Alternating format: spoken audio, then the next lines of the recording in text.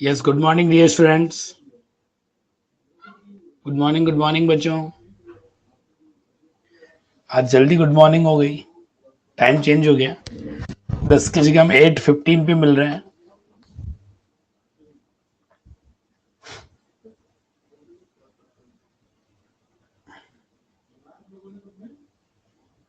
तो बच्चा लोगों करें शुरुआत, क्या बोलते हो?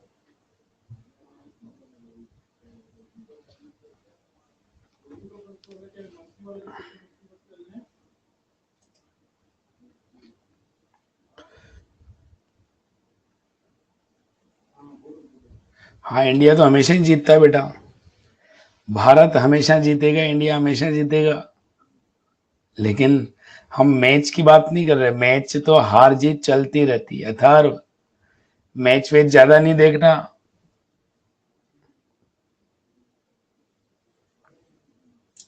चलिए, तो आप लोग उम्मीद करो ऐसा कि होमवर्क करके लाएं आप लोग। क्या मैं ऐसी उम्मीद आपसे कर लूं कि आप लोग पक्का, सही गलत से मतलब नहीं, अगर गलत हो गया तो ठीक कर लेंगे, कोई चक्कर नहीं। लेकिन हाँ, होमवर्क आप करके लाए, 100% करके लाए। होमवर्क नहीं करने का पाप आपने नहीं किया है, क्या अपन ऐसा मान ले? यस, बहुत अच्छा बहुत अच्छा। तो जो होमवर्क मैंने दिया था, एक तो मैंने होमोलोगस वाला कुछ क्वेश्चंस दिए थे, और दूसरा मैंने आप लोगों को रेस 1 दिया था। इन दोनों का डिस्कशन करते हुए टॉपिक क्लास स्टार्ट करें बच्चों? बोलो। यस, 31 दिए थे बेटा, 41 नहीं दिए। यस, तो करें स्टार्ट बच्चों। तो देखो, क्लास में देखो, फर्स्ट मैंने क्वेश्चन दिया था कि आपको कुछ पेयर बताने, उन पेयर में होमोलोगस पेयर कौन है, ये अपने को, कि among the following which one is homologous, identify homologous pair. तो मैं आपको जो डिस्कशन है वो स्टार्ट कर रहा हूं बच्चों, ध्यान देना। हाँ, रेस के भी क्वेश्चन करेंगे ना, बिल्कुल रेस के क्वेश्चन भी अभी कंटिन्यूटी में करके फिर टॉपिक को कंटिन्यू करेंगे। ओके, चलिए। तो आइडेंटिफाई होमोलोगस पेयर, हमें क्या बोला जा रहा है? होमोलोगस पेयर बताइए। और होमोलोगस होने की कंडीशन मैंने बताई थी कि functional group same, general formula same, and they must be differentiated by CH2 group और इट्स मल्टीपल।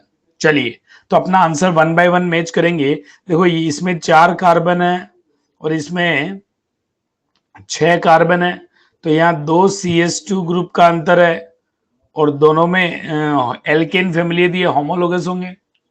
ये क्या होंगे? होमोलोगस।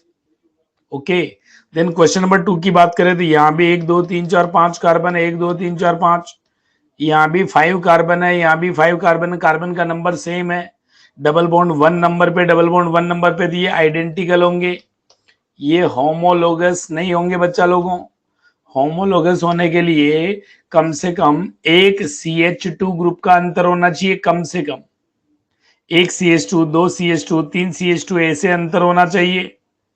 देन क्वेश्चन नंबर 3 में देखो, यहाँ भी 4 कार्बन है और 1 2 3 4 5 6 कार्बन है, और ये भी डबल बॉन्ड है, मतलब एल्कीन है, एल्कीन है, दोनों सेम जनरल फॉर्मूला है, और 2 CH2 का अंतर है, ये होमोलोगस होंगे। देन क्वेश्चन नंबर 3 में ये ट्रिपल बॉन्ड आइन फैमिली, ये भी आइन फैमिली, 1 2 3 4 5 6, 1 2 3 4, तो 2 CH2 का अंतर है, ये होमोलोगस होंगे। यहाँ 2 डबल बॉन्ड, मतलब ये डाई इन फैमिली है और ये आइन, तो ट्रिपल बॉन्ड और डबल बॉन्ड तो अलग अलग फंक्शनल ग्रुप है, तो ये होमोलोगस नहीं होंगे। क्यों नहीं होंगे? क्योंकि डबल बॉन्ड और ट्रिपल बॉन्ड अलग फंक्शनल ग्रुप है, डबल ट्रिपल अलग फंक्शनल ग्रुप होते हैं। एग्जाम्पल नंबर 2 में डाउट क्यों है? 2 जो है वो आइडेंटिकल है। 2 में इधर भी 5 कार्बन, यहाँ भी 5 कार्बन, यहाँ भी 5 कार्बन, तो CH2 का अंतर ही नहीं है, और CH2 का अंतर नहीं है, इसका मतलब वो आइडेंटिकल है, सेम टू सेम है। देखो ना, ये भी 1 पे, ये भी डबल बॉन्ड 1 पे, तो ये आइडेंटिकल होंगे। देन क्वेश्चन नंबर अगर हम बात करें 6 में, तो इस 6 में बच्चों देखो, यहाँ पे एल्कीन फैमिली है और यहाँ साइक्लो एल्केन फैमिली है, तो बोथ आर डिफरेंट। इसलिए होमोलोगस नहीं होंगे। क्यों नहीं होंगे? क्योंकि इनमें फंक्शनल ग्रुप अलग है।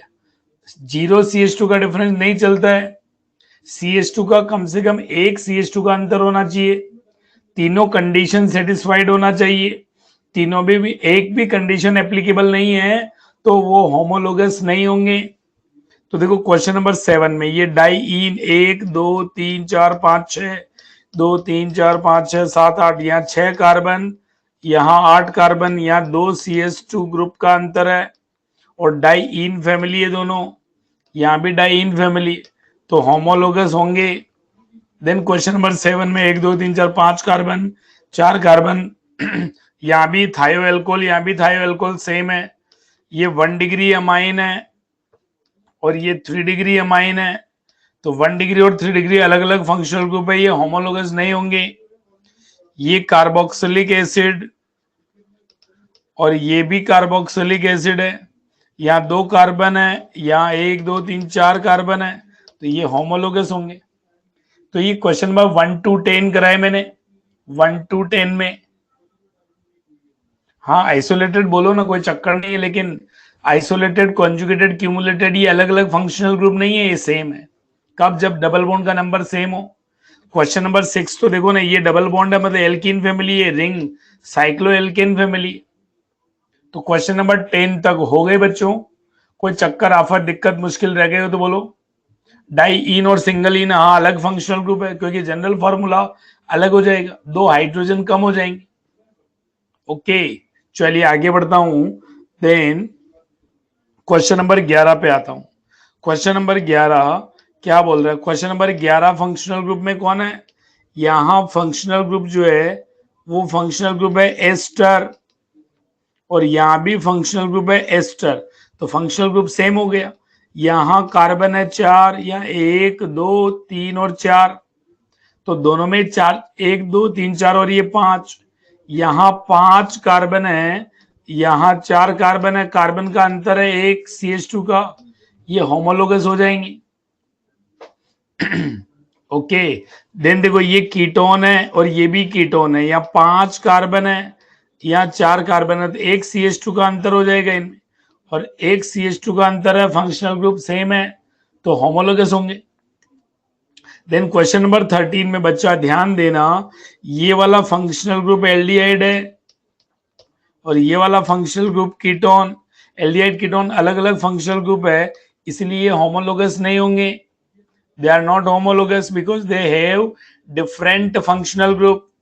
ये देखो ये साइनाइड, इसी तरह आपको फंक्शनल ग्रुप भी याद हो जाएंगे बच्चों। मैं आपको फंक्शनल ग्रुप की प्रैक्टिस भी करा रहा हूं जो पिछले टर्न पे लिखे थे।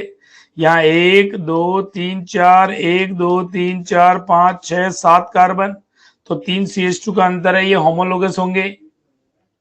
ये देखो ये आइसोसाइनाइड और ये साइनाइड, ये आइसोसाइनाइड है, ये साइनाइड है, और फंक्शनल ग्रुप अलग है इसलिए होमोलोगस नहीं होंगे। यहाँ पे ये एस्टर है, यहाँ ये एसिड है, एस्टर एसिड अलग फंक्शनल ग्रुप है, इसलिए होमोलोगस नहीं होंगे। ये देखो यहाँ पे क्वेश्चन नंबर 17 में, क्वेश्चन नंबर 17 में ये दोनों ही साइक्लो एल्केन है, यहाँ 6 कार्बन, यहाँ 7 कार्बन, 1 CH2 का अंतर है, 1 CH2 का अंतर है, cycloalkane general formula CnH2n, homologous होंगे, सिंपल एकदम। ये देखो ये भी साइक्लो एल्कीन, ये भी साइक्लो एल्कीन, होमोलोगस होंगे, एक में 4 कार्बन, एक में 5 कार्बन। ये देखो इसका नाम होता है टोलुइन, इसका तो अपन जानते हैं, ये तो बेंजीन है। देखो बेंजीन में और टोलुइन में 1 CH2 का अंतर है, दोनों एरोमेटिक होमोलोगस हो जाएंगी। क्वेश्चन नंबर 20 देखो ध्यान दे बच्चों, क्वेश्चन नंबर 20 में इसको अपन बोलते हैं फिनॉल, इसको अपन बोलते हैं क्रिसोल, कॉमन नेम है क्रिसोल। अब बताओ क्रिसोल और फिनॉल में भी 1 CH2 का अंतर है, ये होमोलोगस हो जाएंगी। और ये बेंजिल एल्कोहल है, कॉमन नेम बेंजिल एल्कोहल, ये फिनॉल, ये दोनों अलग अलग फंक्शनल ग्रुप है। ये नॉर्मल एल्कोहल है, एलिफेटिक एल्कोहल। अब एलिफेटिक कौन होता है? जो एरोमेटिक नहीं होता। एरोमेटिक कौन होता है? उसको आगे बढ़ेंगे, चक्कर में पड़ने की जरूरत नहीं। कंफ्यूज होने की जरूरत नहीं, तो ये होमोलोगस नहीं होंगी। सिंपल एकदम बात कर चुका हूं मैं ऑलरेडी। चलिए 21 तक कोई आफत दिक्कत मुश्किल परेशानी हो तो बोलो। क्वेश्चन नंबर 21 तक एनी चक्कर। 19 वाला, 19 में एक बेंजीन एक टोलुइन है, तो यहां भी बेंजीन है। ये देखो यहाँ कार्बन पर H, यहाँ CH3, तो एक CH2 का अंतर है, एक CH2 का अंतर है, तो होमोलोगस हो जाएंगे। ओके, दोनों में बेंजीन है, दोनों में एक CH2 का अंतर है। हाँ, आइसोसाइनाइड में कार्बन के 3 ही बॉन्ड बने, उसको अपन ऐसा भी लिख सकते हैं। ये जो आइसोसाइनाइड है ना बच्चा, ध्यान देना, क्वेश्चन नंबर 15 का आइसोसाइनाइड को आप ऐसा भी लिख सकते हो, कोई दिक्कत नहीं। ओके, देन क्वेश्चन नंबर 22 पे आ जाता हूं। क्वेश्चन नंबर 22 में, क्वेश्चन नंबर 22 में देखो बच्चा लोगों, ध्यान देना, ये साइक्लिक एस्टर है, साइक्लिक एस्टर, और ये भी साइक्लिक एस्टर। यहाँ 5 कार्बन है, यहाँ 4 कार्बन है, एक CH2 का अंतर है, होमोलोगस होंगे। ठीक है, हाँ मिथाइल ग्रुप है तो CH2 का ही तो अंतर हुआ बेटा। ये देखो इधर 19 में देखो, क्या मिथाइल ग्रुप को मैं ऐसा लिख सकता हूं इसको? ध्यान देना, इस मिथाइल को क्या मैं ऐसा लिख सकता हूं? ये देखो एक CH2 का अंतर, इससे बिल्कुल लिख सकते हैं। ठीक है, मिथाइल का अंतर नहीं है, CH2 का ही अंतर है। क्वेश्चन नंबर 23 में ये तो एस्टर, ये कीटोन है, और ये ईथर है, तो कीटोन ईथर अलग अलग फंक्शनल ग्रुप अगर होमोलोगस नहीं होंगे। देखो ये भी क्लोरीन, ये भी क्लोरीन, 1 2 3 4 5, 1 2 3 कार्बन होमोलोगस होंगे। एक में 3 कार्बन, एक में 5 कार्बन, दे आर होमोलोगस। यहाँ देखो ये Br है, ये Cl है। बहुत सारे बच्चे ने यहाँ गलती की होगी, वो समझते हैं ये भी एलोजन, ये भी halogen, but they are not same. एक ब्रोमीन है, एक क्लोरीन है, तो ब्रोमीन दुनिया अलग है, क्लोरीन दुनिया अलग है, ब्रोमीन फंक्शनल ग्रुप अलग है, क्लोरीन फंक्शनल ग्रुप अलग है, इसीलिए फंक्शनल ग्रुप अलग होने की वजह से they are not consider as a homologous. Fluorine, chlorine, bromine, iodine, ये अलग अलग हेलोजेंस हैं, अलग अलग फंक्शनल ग्रुप है। ओके बच्चा, देन देखो ये भी एसिड क्लोराइड, और ये कीटोन है, एक में एसिड क्लोराइड, एक में कीटोन, तो फंक्शनल ग्रुप अलग है, तो ये होमोलोगस नहीं होंगे, ये होमोलोगस नहीं होंगे।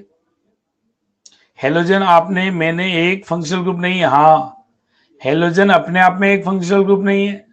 हेलोजन में फ्लोरीन अलग, क्लोरीन अलग, ब्रोमीन अलग, आयोडीन अलग।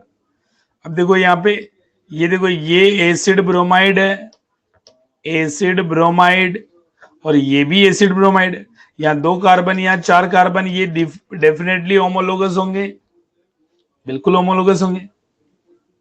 हाँ, सब हेलाइड के अंदर तो आते हैं ना, तो सारे ब्राह्मण एक थोड़े होते हैं, सारे अलग अलग ब्राह्मण भी तो हो सकते हैं। कश्मीरी पंडित अलग है, नॉर्मल ब्राह्मण अलग है, महाराष्ट्रियन ब्राह्मण अलग है। बात समझ में आ रही है? हाँ, तो Cl और Br की दुनिया ही अलग है ना। अच्छा बताओ, ऑक्सीजन सल्फर भी तो एक ही ग्रुप में आते हैं, क्या वो सेम थोड़ा? उनको अलग मानते हैं, OH अलग है, SH अलग है। ओके, चलिए देन क्वेश्चन नंबर 28 की बात करूं, तो ये भी ईथर है, ये भी ईथर है, तो यहाँ 3 कार्बन है, यहाँ 4 कार्बन है, दे आर होमोलोगस। ये 1 डिग्री अमाइड है, और ये भी 1 डिग्री अमाइड है, फंक्शनल ग्रुप सेम है, they are homologous. Then question number 30 में देखो, इसमें ओनली एक एल्कोहल है, इसमें 1 2 3 एल्कोहल, जनरल फॉर्मूला ही सेम नहीं होगा, दे आर नॉट होमोलोगस। ये देखो ये 1 डिग्री अमाइन, ये 2 डिग्री अमाइन, ये 3 डिग्री अमाइन, और अमाइन अलग अलग फंक्शनल ग्रुप होते हैं, they are not consider as a same functional group, इसलिए सेम होमोलोगस नहीं होंगे। ये सभी 31 डिस्कस किए। बोलो कोई चक्कर आफत है तो बोलो। हाँ, एक दो गलत हो जाए कोई बात नहीं, बाई मिस्टेक अगर एक आध दो गलत भी हो गए तो कोई दिक्कत नहीं, उनको ठीक कर लिया। चलिए, कोई चक्कर रह गया हो तो बोलो, कोई दिक्कत हो गई हो तो बोलो। क्वेश्चन नंबर 23 में एक एस्टर है, कीटोन प्लस ईथर है, तो फंक्शनल ग्रुप ही अलग हो जाएगा। 26 में एक एसिड क्लोराइड है और एक कीटोन प्लस क्लोराइड है, तो दुनिया अलग हो जाएगी। क्वेश्चन नंबर 30 में एक एल्कोहल है, एक ट्राई एल्कोहल है, दुनिया अलग हो जाएगी। जनरल फॉर्मूले में इसमें एक ऑक्सीजन, इसमें 3 ऑक्सीजन है। सबसे भाई CH2 देखो या फंक्शनल ग्रुप देखो, सबसे पहले तो फंक्शनल ग्रुप देखना है, सबसे पहले देखना है फंक्शनल ग्रुप। और पहले बात का कोई चक्कर नहीं, होमोलोगस होने की तीनों कंडीशन सेटिस्फाइड होना चाहिए। ओके, चलिए देन आगे बढ़ता हूं। रेस की बात करना चाहता हूं। रेस आप, मैं उम्मीद करता हूं आप लोग रेस के क्वेश्चन करके लाए होंगे। मैं फटाफट से चेक करा देता हूं। ये देखो, ये ABCD, देखो हमें क्या पूछा है कि इसमें कौन कौन से डिग्री के टाइप के हैं। तो ये देखो, ये सब 1 डिग्री है, तो S आएगा। और बीच वाले जो है ये 4 डिग्री है, तो R आएगा। देन इसमें बात करो तो 1 2 3 4, ये 1 डिग्री है, ये 3 डिग्री है, तो यहां आ जाएगा B में S एंड Q। इसमें देखो 1 2 2 2 1, तो देखो 1 डिग्री कितना है S, और 2 डिग्री कौन सा है, 2 डिग्री P। इसमें देखो ये 1 degree 3 degree 2 degree 1 degree 1 degree, तो इसमें S भी आएगा, P भी आएगा, Q भी आएगा। सिंपल, एकदम सिंपल, बिल्कुल। चलिए आगे बढ़ता हूं। क्वेश्चन नंबर 2 क्या बोलता है? क्वेश्चन नंबर 2 बोलता है यूरिया ऑर्गेनिक है, बात सही है। It can be only, only गड़बड़, ये गलत है। ठीक है, तो स्टेटमेंट 1 ट्रू है, स्टेटमेंट फॉल्स हो जाएगा। इसमें पूछा number of carbon 1 degree 2 degree कितने हैं, तो गिन लेना बैठ के, गिनोगे बैठ के।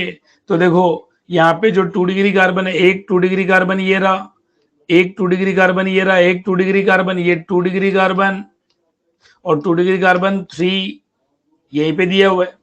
Okay, total number of benzene, benzene अपन गिन चुके हैं। बेंजीन में सिग्मा पाई गिन चुके हैं अपन लोग, 12 sigma 3 pi, 12 sigma 3 pi. Not heterocyclic, ये देखो ये होमोसाइक्लिक है, ये हिट्रोसाइक्लिक नहीं है। सिंपल एकदम, बहुत इजी। 5 तक कोई डाउट रह गया क्या, कोई कंफ्यूजन? बिल्कुल नहीं। चलिए देन क्वेश्चन नंबर 6 7, देखो बहुत ही सिंपल एकदम। क्या बोल रहा है क्वेश्चन नंबर 6? बोलता है हिट्रोसाइक्लिक कौन है, तो ये भी हिट्रोसाइक्लिक, ये भी हिट्रोसाइक्लिक, ये दोनों होमोसाइक्लिक। तो 1 एंड 2 आंसर है। Compound which is not amine, तो अमाइन, अमाइन ये कीटोन है, ये अमाइन थोड़ा है, तो थर्ड अमाइन नहीं है।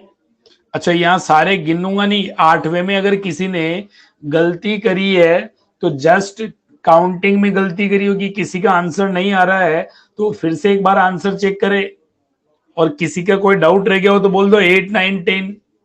8 का भी फाइंड 2 डिग्री हाइड्रोजन नहीं काउंट कराऊंगा, ये तो गिनती में गलती हुई होगी आप लोगों से। 2 डिग्री कार्बन कहाँ पे है, ये देखो, ये 2 डिग्री कार्बन, ये 2 डिग्री कार्बन, ये 2 डिग्री कार्बन, ये 2 डिग्री कार्बन, ये 2 डिग्री कार्बन, उसके बाद ये 2 डिग्री कार्बन, उसके बाद ये जो ये 1 डिग्री कार्बन, ये 2 डिग्री कार्बन, ये 2 डिग्री कार्बन, ये लीजिए मैंने निशान बना दिए। तो देखो 2 2 4, 4 के बाद 2 6, 6 के बाद 7, 7 के बाद 8, 8 2 10, 2 12, 2 14, कितने आ जाएंगे 14। तो 8 का, अब देखो ये, हाँ नहीं, ये आपने कहीं भी गड़बड़ करी होगी, तो इन सब में गिनती में ही गड़बड़ करी होगी। अब गिनती यहां मेरे से मत करो, फालतू का टाइम खराब होता है ना। चलिए और बताइए क्या बोल रहे हो।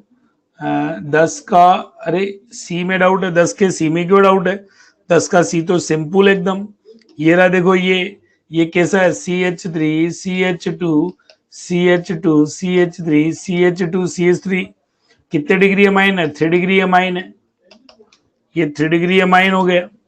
चलिए 10 का डी का स्ट्रक्चर बहुत सिंपल एकदम।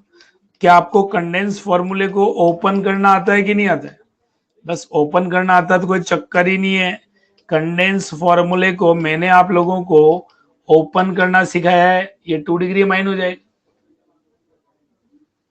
ठीक है, चलिए 2 degree hydrogen also 2 degree not, नहीं 2 डिग्री अमाइन का हाइड्रोजन 2 डिग्री नहीं है। हाइड्रोजन के कार्बन वाला ही देखते हैं, नाइट्रोजन वाला हाइड्रोजन नहीं देखते हैं। ओनली कार्बन से जुड़े हुए हाइड्रोजन की डिग्री बात करते हैं। ठीक है, हाँ तो कोई बात नहीं, कहीं कहीं मैंने गड़बड़ कर दी होगी। 8 के बी में 16 आंसर है, तो कोई एक कार्बन मैंने छोड़ दिया होगा। ये देखो, ये मैंने छोड़ा हुआ नहीं, ये भी तो 2 डिग्री है। 16 आंसर आएगा, बिल्कुल आएगा। वो रह देख लो ना, बिल्कुल सही है। चलिए 9 10 तक कोई डाउट रह गया क्या? 9 का बी, 9 का बी को ओपन कर लो ना बेटा। इसको हम क्या कर लेंगे, कंडेंस फॉर्मूला है, इसे अपन ओपन करके लिख देंगे। और अरे सर ओपन तो होता नहीं, क्यों नहीं होता? मैंने आपको ओपन करना सिखाया है। अब क्या बोला, which of the following is alcohol primary secondary tertiary? तो ये देखो 2 डिग्री कार्बन, तो एल्कोहल भी 2 डिग्री एल्कोहल हो जाएगा, सिंपल एकदम। 10 का डी बता चुका हूं मैं बच्चा, ठीक है। 9 का सी, 9 का सी में डाउट क्यों आ रहा है? ये देखो, इसको ओपन कर लो। 9 के सी को ओपन करोगे, CH3 O H, CH2 CH3। अब देखो ये कार्बन 3 डिग्री, तो एल्कोहल भी कितने डिग्री हो जाएगा? 3 डिग्री हो जाएगा, सिंपल एकदम। और क्वेश्चन नंबर 11 में क्या बोलता है बच्चा लोगों? 2 डिग्री क्या बोलता है, ध्यान दो। ओनली बोल रहा है, ओनली। ओनली का मतलब इसमें तो देखो ये 1 डिग्री कार्बन है, इसमें भी 1 डिग्री कार्बन है, इसमें भी ये 1 डिग्री कार्बन है। इसमें कार्बन की डिग्री भी 2, एल्कोहल की डिग्री भी 2। आंसर सी आ जाएगा।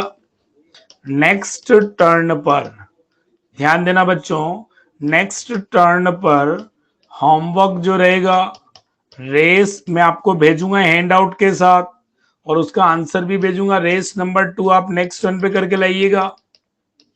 रेस नंबर 2, रेस नंबर 2 आप नेक्स्ट टर्न पर करके लाइएगा। और ये मैंने रेस 1 डिस्कस करी, ओके। चलिए देन मैं आगे टॉपिक को कंटिन्यू करता हूं। देखो बच्चों ध्यान देना, हम लोगों ने अभी तक क्या पढ़ा है बच्चों? अभी तक हम लोग जो पढ़ रहे हैं वो हमने पिछले टर्न पर फंक्शनल ग्रुप क्या होते हैं, होमोलोगस क्या होते हैं। देन हम जो यहाँ पे बात करना चाहते हैं, double bond equivalent. Double bond equivalent को शॉर्ट में डीबीई बोलते हैं, या इसी का एक नाम और होता है degree of unsaturation. Degree of unsaturation का शॉर्ट में बोलते हैं डीयू, या इसका एक और नाम होता है index of hydrogen deficiency. Index of तो डबल बॉन्ड इक्विवेलेंट डीबीई बोलो। अब मैं टॉपिक पढ़ाना शुरू कर दिया बच्चों, एकदम फोकस हो जाइए, एकदम कॉन्सेंट्रेट हो जाइए। यस, तो देखो डबल बॉन्ड इक्विवेलेंट बोलो, या डिग्री ऑफ अनसेचुरेशन बोले, या इंडेक्स ऑफ हाइड्रोजन डेफिशिएंसी, तीनों एकदम सेम टू सेम है, तीनों को बोल कॉमनली एक ही बात है। अब देखो डबल बॉन्ड इक्विवेलेंट होता क्या है, तो मैं पहले डेफिनेशन बता रहा हूं। It is a deficiency, it is a deficiency of pair of hydrogen atom in a molecule with respect to corresponding alkane बोले, या सेचुरेटेड हाइड्रोकार्बन। सेचुरेटेड हाइड्रोकार्बन ही तो एल्केन होता है, यस कि नो? तो सुनना, किसी भी मॉलिक्यूल का, अच्छा हमारे को क्वेश्चन क्या पूछा जाएगा, तो देखो डबल बॉन्ड इक्विवेलेंट से पहली बात तो डायरेक्ट क्वेश्चन पूछा जाएगा कि कोई मॉलिक्यूल हमारे को दिया जाएगा और बोलेंगे कि इसका डबल बॉन्ड इक्विवेलेंट कितना है, इसका डिग्री ऑफ अनसेचुरेशन कितना है, इसका डीयू कितना है। पहली बात तो डायरेक्ट ये सवाल हमें पूछा जाएगा। दूसरी बात, जब अपन आइसोमेरिज्म चैप्टर पढ़ेंगे तो वहां बोलते हैं कि आइसोमर के लिए डीबी सेम होता है, तो डिफरेंट डिफरेंट जो आइसोमर्स बनाना होता है, आइसोमर के स्ट्रक्चर बनाने होते हैं, मॉलिक्यूलर फॉर्मूला दिया है, और उसके जो स्ट्रक्चर बनाना है वो डबल बॉन्ड इक्विवेलेंट से इजीली बन जाते हैं। डबल बॉन्ड इक्विवेलेंट की हेल्प से आसानी से हम बना पाते हैं। तो डबल बॉन्ड इक्विवेलेंट क्यों निकालते हैं? क्योंकि डबल बॉन्ड इक्विवेलेंट से डायरेक्ट सवाल बन सकता है। हाँ, आइसोमर क्या होता था अभी ये बात थोड़ी करी अपन ने, अभी तो अपन ने पढ़ा ही नहीं, कोई बात नहीं, छोड़ो उसे भी। तो देखो ध्यान देना, डबल बॉन्ड इक्विवेलेंट किसी मॉलिक्यूल का कैसे निकालते हैं कि जिस मॉलिक्यूल का निकालना है उसके करस्पॉन्डिंग एल्केन से उसकी तुलना करनी है। करस्पॉन्डिंग का मतलब मॉलिक्यूल में जितने कार्बन है एल्केन भी उतने ही कार्बन का लेना है। मॉलिक्यूल में जितने कार्बन है एल्केन भी उतने ही कार्बन का लेना है। और अगर हम ऐसा करते हैं तो दोनों में जितने पेयर हाइड्रोजन की कमी होती है, पेयर बोल रहा हूं, जितने पेयर हाइड्रोजन की कमी होती है वो उसका डबल बॉन्ड इक्विवेलेंट होता है। अच्छा, डबल बॉन्ड इक्विवेलेंट कभी भी माइनस में और पॉइंट में नहीं होगा, ये हमेशा एक इंटीजर नंबर होगा। 0 1 2 3 4 5 6 7, कभी भी 1.5 3/4 2/3 ऐसा नहीं होगा। अगर ऐसा आपके आ गया है कहीं पॉइंट में तो आपने पक्का गलत किया है, गड़बड़ किया है, उसे ठीक करो। डबल बॉन्ड इक्विवेलेंट हमेशा कंप्लीट नंबर होगा, 0 1 2 3 ऐसे। जैसे मैं आपको एक एग्जांपल से इसकी शुरुआत करता हूं। जैसे मान लीजिए हमारे को किसी ने एक एग्जांपल दिया इस तरीके से, CH3 CH double bond CH2, okay, और इसका हमारे को डबल बॉन्ड इक्विवेलेंट निकालना है। अब डबल बॉन्ड इक्विवेलेंट निकालना तो इसका कार्बन कितने हैं, इसमें 3 कार्बन है, हाइड्रोजन कितने हैं, 6 हाइड्रोजन है, तो 6, इसकी तुलना किससे करेंगे, हाँ, संगत एल्केन से, करस्पॉन्डिंग एल्केन। अब एल्केन का जनरल फॉर्मूला तो हम जानते हैं, CnH2n+2 होता है। अब इसमें n की वैल्यू अगर 3 रखोगे तो हाइड्रोजन 8 आ जाएंगे। तो आपके दिमाग में ये आ रहा सर ये कहां से आया, ये तो हमने सोच के लिखा। ये कैसे सोचा, 3 कार्बन का एल्केन में n की वैल्यू यहाँ 3 लगा दी, n की वैल्यू जब 3 लगाओगे तो ये फॉर्मूला आ जाएगा। अच्छा, इन दोनों में अगर आप देखोगे तो 2 हाइड्रोजन की कमी है, और अगर पेयर ऑफ हाइड्रोजन एटम की बात करें तो 2/2 मतलब 1। तो इस मॉलिक्यूल का डबल बॉन्ड इक्विवेलेंट कितना आ जाएगा, 1। जितने पेयर हाइड्रोजन एटम की कमी है, जितने पेयर हाइड्रोजन एटम की कमी है, जैसे मान लीजिए C4H4, हमें क्या दिया है, C4H4 दिया है, और इसका हमारे को डबल बॉन्ड इक्विवेलेंट निकालना है। इसका यूज क्या, डायरेक्ट सवाल आ सकता है। दूसरा, मैंने आपको बोला तो आइसोमर में स्ट्रक्चर बनाने में हेल्प मिलेगी। अब देखो डबल बॉन्ड इक्विवेलेंट निकालना, तो C4H4 इसकी तुलना किससे करूंगा, 4 कार्बन वाले एल्केन से। यहां n की वैल्यू 4 रखो, n की वैल्यू जब 4 रखूंगा तो 4 2 8 + 2 10 आ जाएगा। अब यहां 4 हाइड्रोजन, यहां 10 हाइड्रोजन, तो इनमें अंतर बताओ, इनमें 6 हाइड्रोजन का अंतर है, और पेयर ऑफ हाइड्रोजन का जो डिफरेंस है 6/2, आंसर 3। तो इसका डबल बॉन्ड इक्विवेलेंट जो है वो कितना आ जाएगा, 3। कितना डबल बॉन्ड इक्विवेलेंट आ जाएगा, 3 डबल बॉन्ड इक्विवेलेंट आ जाएगा। जैसे एक एग्जांपल में यहां लिख रहा हूं C6H6।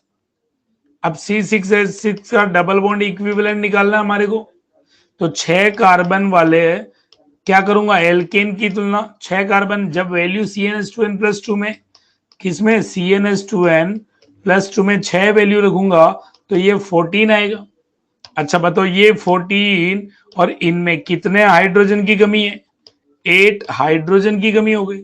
तो पेयर ऑफ हाइड्रोजन कितने कम है, 8/2, आंसर। तो यहाँ 4 डबल बॉन्ड इक्विवेलेंट आएगा। तो थोड़ा समझ में आया मैं आपको क्या बोलना चाह रहा हूं, डबल बॉन्ड इक्विवेलेंट होता क्या है, डीबीई होता क्या है, डिग्री ऑफ अनसेचुरेशन होता क्या है। तो it is a pair of, it is a deficiency of pair of hydrogen atom with respect to corresponding alkane. अब देखो ऐसे काम करना है तो हम डबल बॉन्ड इक्विवेलेंट निकाल पा रहे हैं, लेकिन अगर मान लीजिए किसी ने गलती से ऐसा मॉलिक्यूल दे दिया, अब हमारे को इस तरीके का मॉलिक्यूल दिया मान लो, अब इसमें पहले तो कार्बन गिनो, फिर हाइड्रोजन गिनो, और फिर उसका डबल बॉन्ड इक्विवेलेंट निकालो, तो बहुत टीडियस मेथड हो जाएगा। हम ये काम फटाफट करना चाहते हैं, ठीक है। तो मैं आपको क्या बोलना चाह रहा हूं बच्चों, ध्यान देना, मैं आपको डबल बॉन्ड इक्विवेलेंट की कैलकुलेशन बताना चाहता हूं, फटाफट कैलकुलेशन बताना चाहता हूं। Calculation of double bond equivalent value कि डबल बॉन्ड इक्विवेलेंट की कैलकुलेशन कैसे करें, फास्ट काम कैसे करें। तो देखो केस वन क्या है, if 2D structure is are given. Generally जितने भी हम स्ट्रक्चर बनाते हैं वो सब 2D स्ट्रक्चर होते हैं, और 2D स्ट्रक्चर में डबल बॉन्ड इक्विवेलेंट निकालना बहुत आसान। कैसे, number of pi bond plus number of ring. 2D structure में हमें दिमाग लगाने की जरूरत ही नहीं है, हमें पाई बॉन्ड गिनना आता है, रिंग गिनना आता है, बात खत्म। ये देखो, अगर हमें ये फॉर्मूला पता होता तो इसमें पाई बॉन्ड कितना, एक डायरेक्ट ही आ रहा है, डबल बॉन्ड इक्विवेलेंट कितना, 1। इसका हमें फॉर्मूला नहीं पता, अभी स्ट्रक्चर गिवन नहीं है। तो सुनो बच्चों, अगर स्ट्रक्चर गिवन है, 2D स्ट्रक्चर गिवन है, तो डबल बॉन्ड इक्विवेलेंट कैसे निकालेंगे, पाई बॉन्ड की संख्या और रिंग की संख्या। रिंग का मतलब साइकिल, चक्र, cycle, number of ring, number of cycle, ठीक है। जैसे इस तरीके की ये साइकिल है, ये कौन है, ये साइकिल है। बात समझ में आ रही है। चलिए मैं आपको एक बार और टॉपिक को आगे बढ़ा रहा हूं, फिर एग्जांपल पे भी लेके आऊंगा आपको, no need to worry. Case 2 क्या है, अगर मान लीजिए 3D स्ट्रक्चर गिवन है, if 3D structure is are given, then double bond equivalent is equal to number of face minus number of box। अगर हमें 3D स्ट्रक्चर गिवन है, अगर हमें 3D स्ट्रक्चर गिवन है, तो हमें डबल बॉन्ड इक्विवेलेंट किससे निकालना है, number of face minus number of box. और केस 3 क्या है, if molecular if molecular formula, अब हमारे को स्ट्रक्चर नहीं दिया है, molecular formula is are given, then double bond equivalent कैसे निकालेंगे, double bond equivalent equal to carbon plus 1 hydrogen minus nitrogen plus halogen divide by 2। Hydrogen minus nitrogen plus halogen divide by 2, where C क्या चीज है, number of carbon atom है, number of carbon atom. H क्या चीज है, number of hydrogen atom. N क्या चीज है, number of nitrogen atom. X क्या चीज है, नंबर ऑफ हेलोजन्स। ओके। अच्छा, इनके अलावा अगर कोई फॉर्मूला है, इनके अलावा फॉर्मूले में कोई और एटम है, तो उसको ऑब्जर्व करने की जरूरत नहीं, काउंट करने की जरूरत नहीं, नेग्लेक्ट कर दे। मैन्युअली कर सकते हैं, मैन्युअली से ज्यादा इजी ये रहेगा। आपको एक फॉर्मूला थोड़ा ऐसा लग रहा होगा, 2-5-7 एग्जाम्पल प्रैक्टिस करोगे अपने आप हो जाएगा, बहुत इजी हो जाएगा। हाँ हो जाएगा बच्चा, हो जाएगा। बाकी मैन्युअली तो कर ही सकते हो। जो तरीका मैंने बताया कि जितने कार्बन का मॉलिक्यूल उतने ही कार्बन का एल्केन लेके उससे तुलना कर लो, वो तो है ही सही। बॉक्स क्या है, बॉक्स का मतलब मैं आपको समझा रहा हूं एग्जाम्पल, चिंता नहीं करें। पहली बात तो ध्यान देना, जितने भी स्ट्रक्चर है ना, मैक्सिमम हम 2D स्ट्रक्चर बनाते हैं, और 2D स्ट्रक्चर में तो बहुत इजी है, पाई बॉन्ड का नंबर और रिंग का नंबर। अगर गलती से 3D स्ट्रक्चर दिया है, तो number of face minus number of box. Box मतलब पूरा एक जैसे क्यूब है, अभी बनाऊंगा मैं, बात करूंगा। और अगर मॉलिक्यूलर फॉर्मूला गिवन है, तो carbon plus 1 minus hydrogen minus nitrogen plus halogen divide by 2। Okay. हाँ, कोई दूसरा एलिमेंट अगर इन चार के अलावा, कार्बन, हाइड्रोजन, नाइट्रोजन, हेलोजन, इनके अलावा अगर कोई दूसरा एटम है, तो हमें उसे ऑब्जर्व करने की जरूरत नहीं है, नेग्लेक्ट मार दें। क्लियर। चलिए, जैसे मैं आपको एक क्वेश्चन आप लोगों को कराता हूं, क्वेश्चन करते हैं अपन लोग। क्वेश्चन क्या, क्वेश्चन तो बहुत सिंपल है। क्वेश्चन क्या है, find out the value of dB in following given examples. मैं आपको कुछ एग्जाम्पल लिख रहा हूं और उन एग्जाम्पल में आपको डबल बॉन्ड इक्विवेलेंट की वैल्यू निकालनी है। ठीक है, जैसे मैंने एक एग्जाम्पल ऐसा लिखा, एक एग्जाम्पल ऐसा लिख दिया। देखो एक कुछ स्ट्रक्चर मैं आप लोगों के लिए बना रहा हूं और इन सब में हमारे को क्या निकालना है, डबल बॉन्ड इक्विवेलेंट निकालना है, डीबीई की वैल्यू निकालनी है, तुरंत निकालनी है। अच्छा, कोई भी इस तरीके से स्ट्रक्चर में फंक्शनल ग्रुप जो है वो कैसा था, ये कोई जरूरी नहीं है कि किस तरीके से दे।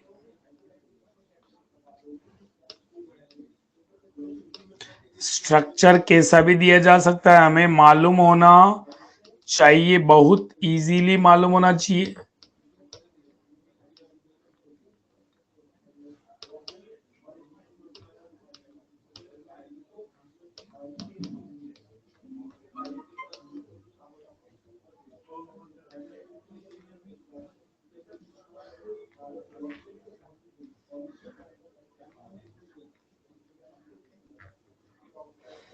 ये देखो मैं आप लोगों के लिए कुछ स्ट्रक्चर बना रहा हूं। इन स्ट्रक्चर में हमारे को क्या करना है, डबल बॉन्ड इक्विवेलेंट निकालना है।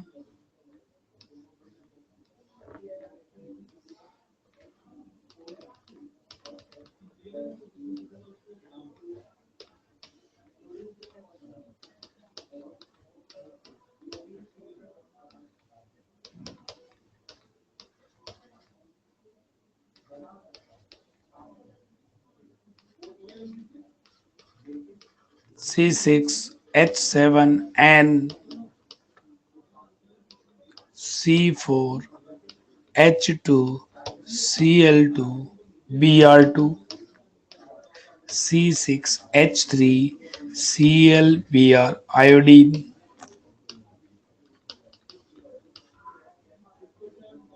C6H12O6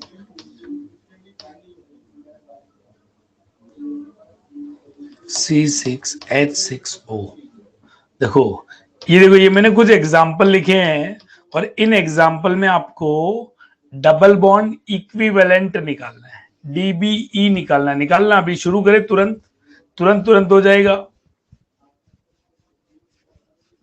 है ना। बहुत तुरंत तुरंत हो जाएगा, बहुत तेज से हो जाएगा। एकदम यूएलपी टाइप के क्वेश्चन, एकदम सिंपल टाइप के क्वेश्चन है, देखते ही हो जाएगा, कंट्रोल ही नहीं होएगा, आंसर गलत नहीं होना चाहिए।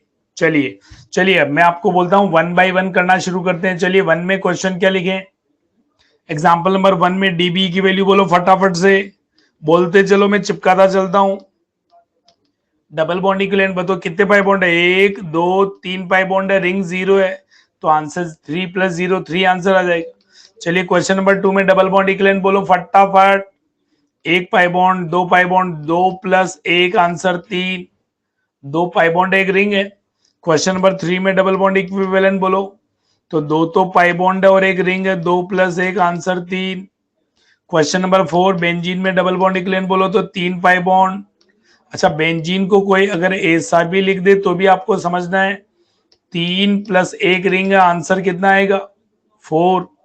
चलिए क्वेश्चन नंबर 5 में बोलो, क्वेश्चन नंबर 5 में डबल बॉन्ड इक्विवेलेंट बोलो कितने पाई बॉन्ड है, 1 पाई बॉन्ड, तो आंसर 1 आ जाएगा।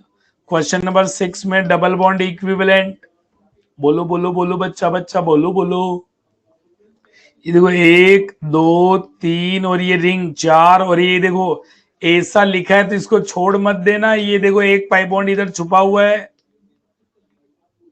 तो 1 2 3 4 तो पाई बॉन्ड है, एक रिंग है, आंसर 5 आ जाएगा। यस कि नो, गड़बड़ नहीं करें, गलती नहीं करें, एग्जामिनर पाई बॉन्ड को छुपा के भी लिखेगा, तो हमें तो पता है ना, हम तो जानते हैं। चलिए क्वेश्चन नंबर 7 में डबल बॉन्ड इक्विवेलेंट बोलो, 7 में डबल बॉन्ड इक्विवेलेंट बोलो फटाफट से, नहीं गड़बड़ करते हो। ये देखो ये C2H का मतलब होता है, C2H ऐसा होता है, C2H, COOH का मतलब होता है, आप फंक्शनल ग्रुप आपको पता है, CN का मतलब होता है ऐसा।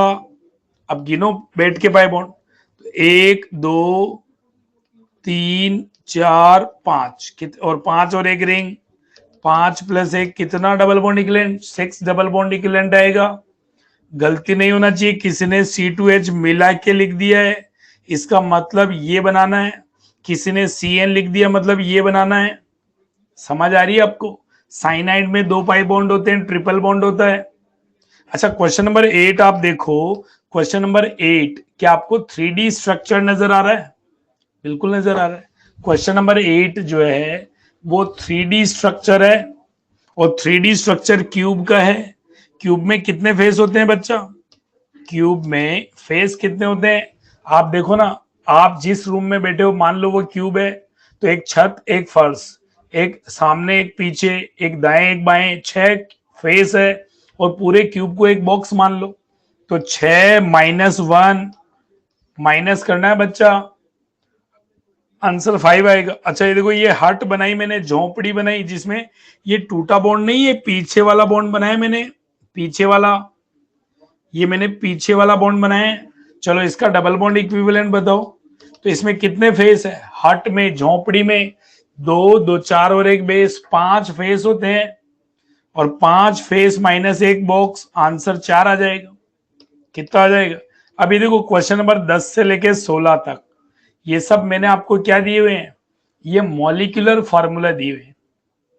अब इनको देख के हमारे को पता नहीं चल रहा है, कि इनको देखकर हमें ये पता नहीं चल रहा है कि इनमें पाई बॉन्ड कितने हैं। तो डबल बॉन्ड इक्विवेलेंट के लिए कौन सा formula? Carbon +1 minus hydrogen minus nitrogen plus halogen divide by 2, ये फॉर्मूला लगाएंगे।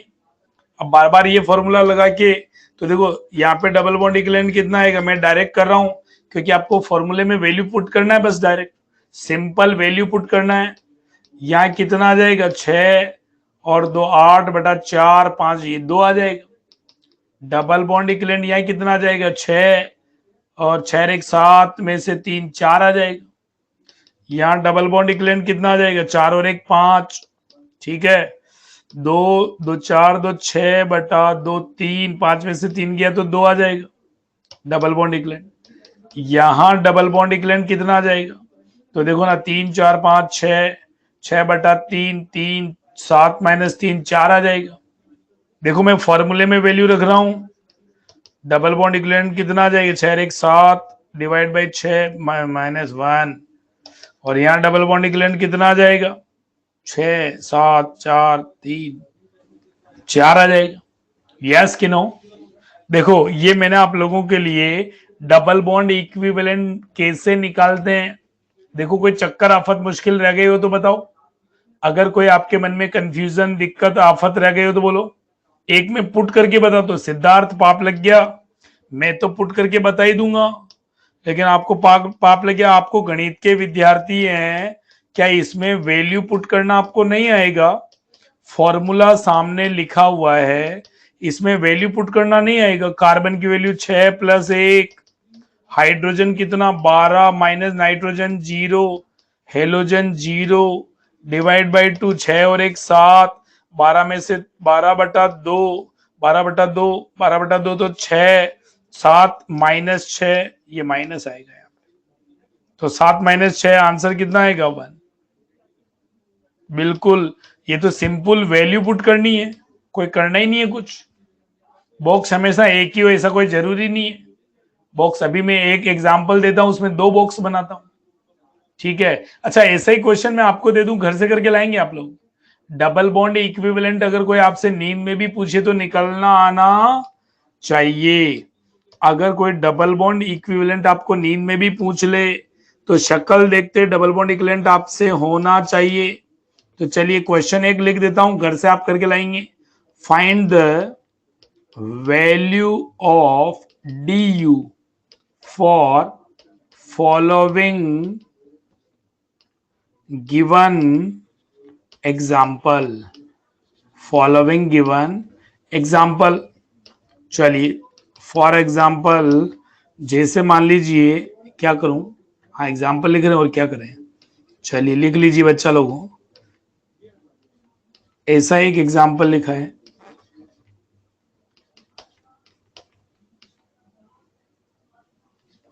ऐसा एक एग्जाम्पल लिखा है, ये लिख दिया है,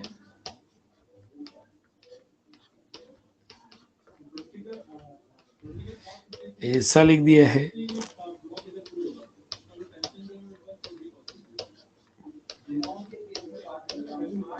देखो सब में देख के लिखें, ऑब्जर्व करके लिखें, गड़बड़ नहीं करें, गलती नहीं करें, मिस्टेक नहीं करें। इन सब में हमारे को ये देखो ऐसा लिखूं या इसको ऐसा लिखूं, एक ही बात है बच्चा लोगों। इसमें आपको ध्यान से ऑब्जर्व करना है, गड़बड़ नहीं करना है। ये नेफ्थलीन है,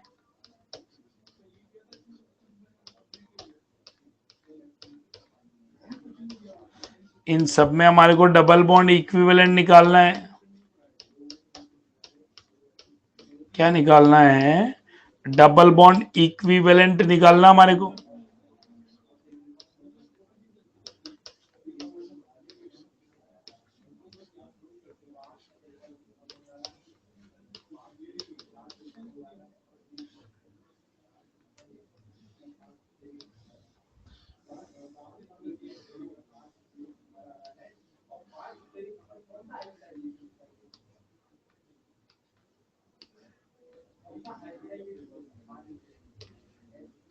ये देखो, ये मैंने क्यूब को थोड़ा पार्टीशन कर दिया तो ये दो क्यूब बन गए।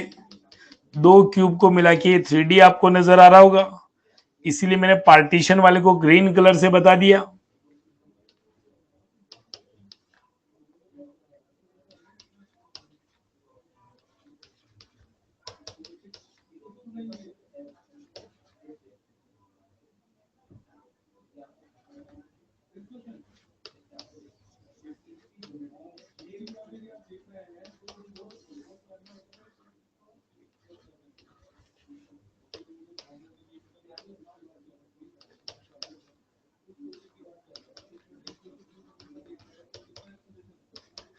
इन सब के अपने को क्या करना है? बिल्कुल, हाँ,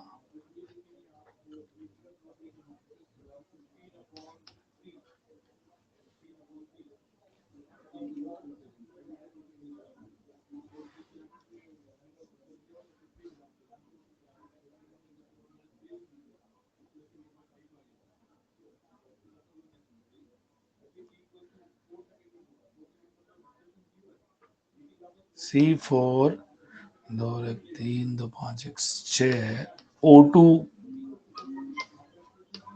ये सब सवाल आपको घर से करके लाने हैं।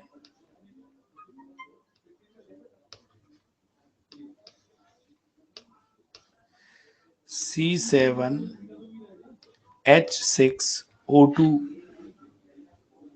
चलिए, ये 18 क्वेश्चन है जो कि आप लोग घर से करके लाएंगे।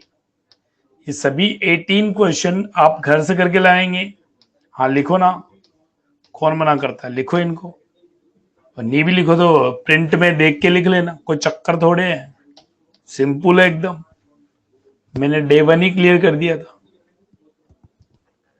ठीक है। हाँ 18th क्वेश्चन है और सभी 18 के डीबी निकाल के लाना है, डबल बॉन्ड इक्विवेलेंट निकाल के लाना है। ओके, चलिए मैं आगे बढ़ूं कि क्या करूं बताओ, जो आप बोले, आदेश आपका। एल्कल वाले से भी कर सकते, हाँ करो ना, जो आपको कंफर्टेबल लगे वैसा करो ना, मुझे कोई आपत्ति थोड़ा है। हमें तो आंसर से मतलब आंसर आपका सही आना चाहिए। हाँ आंसर आपका सही आना चाहिए। आंसर गड़बड़ आते ही पाप लगेगा। डबल बॉन्ड इक्विवेलेंट बहुत सरल है, डीबी निकालना बहुत इजी है, सिंपल है एकदम, और वो हमें आना चाहिए, ठीक है। डबल बॉन्ड इक्विवेलेंट, चलिए ये अपन ने डबल बॉन्ड इक्विवेलेंट पढ़ लिया। देन आगे टॉपिक कंटिन्यू करता हूं, ध्यान देना बच्चों। अब देखो अपन ने, देखो चैप्टर का नाम लिखा था classification and nomenclature of organic compounds, और इसमें अपन ने क्लासिफिकेशन पढ़ लिया, ऑर्गेनिक कंपाउंड क्या होते हैं पढ़ लिया, फंक्शनल ग्रुप क्या होते हैं, होमोलोगस क्या होते हैं, उसके बाद हमने डबल बॉन्ड इक्विवेलेंट क्या होता है। Then we will shift on nomenclature of organic compounds. अब हम बात करना चाहते हैं, नाम लिखना चाहते हैं, nomenclature of organic compounds. Organic compounds का देखो नाम जो होता है वो 3 तरीके से लिखा जाता है। एक होता है आईयूपीएसी नेम। आईयूपीएसी जो होता है ये मोस्ट सिस्टमैटिक, आईयूपीएसी जो होता है ये क्या होता है, मोस्ट सिस्टमैटिक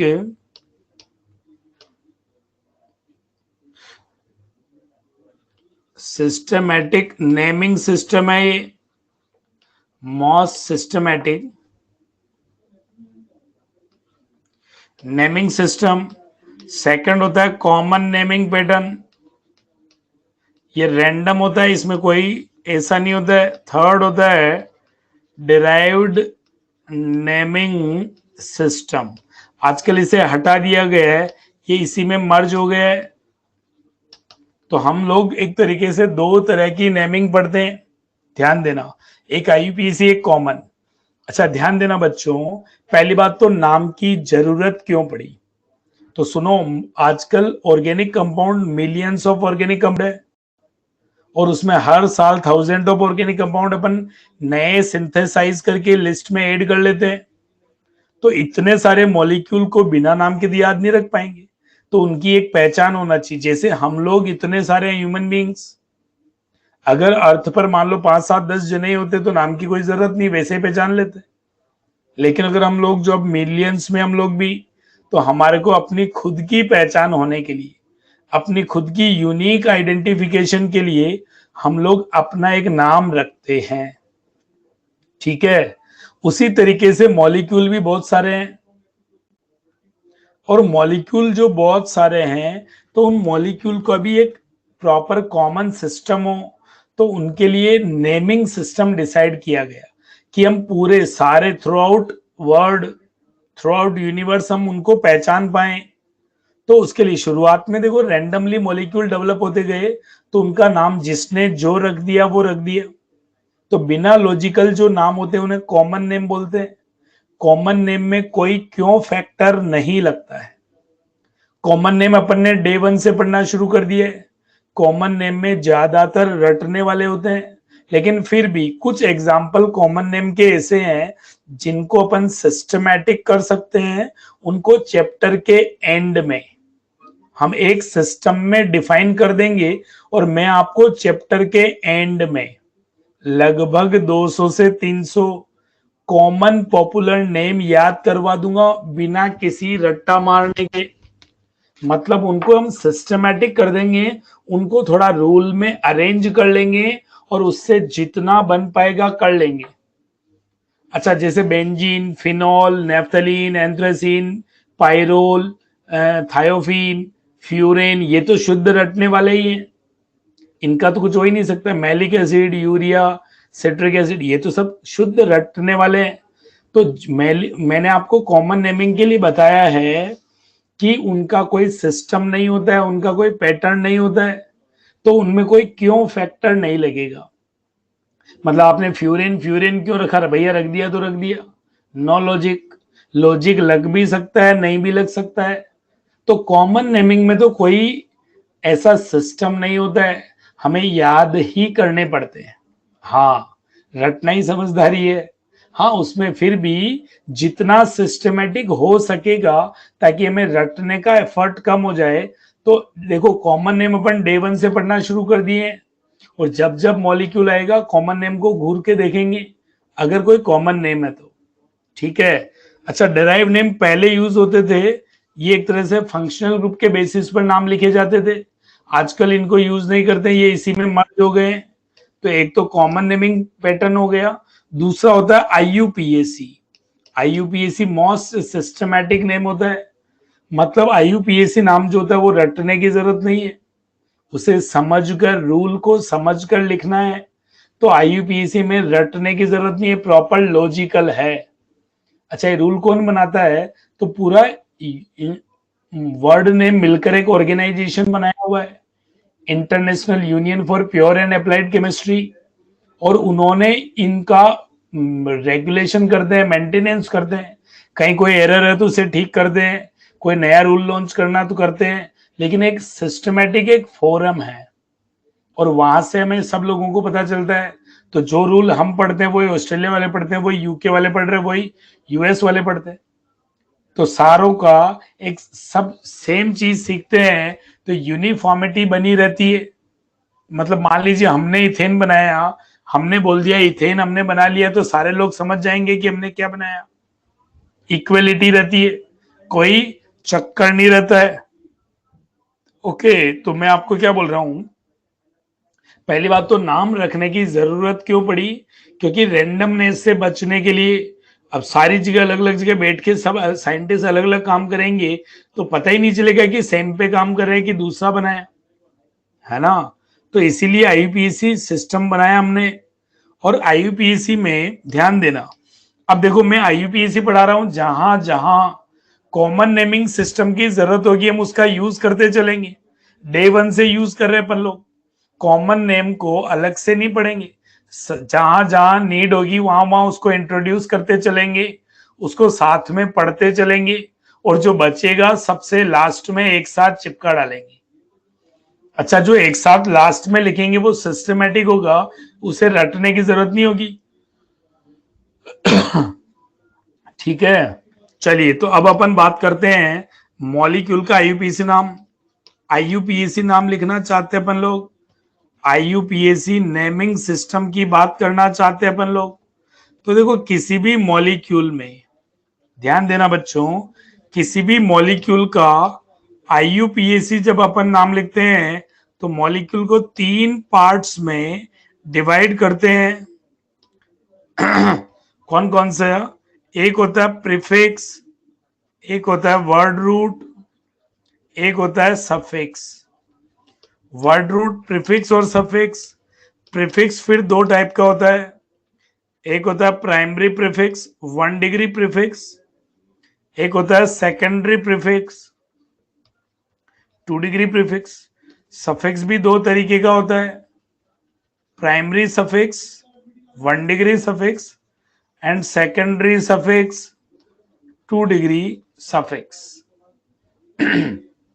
यस, प्रीफिक्स जो होता है वे होते हैं जो नाम के आगे लगते हैं, सफिक्स वे होते हैं जो नाम के पीछे लगते हैं।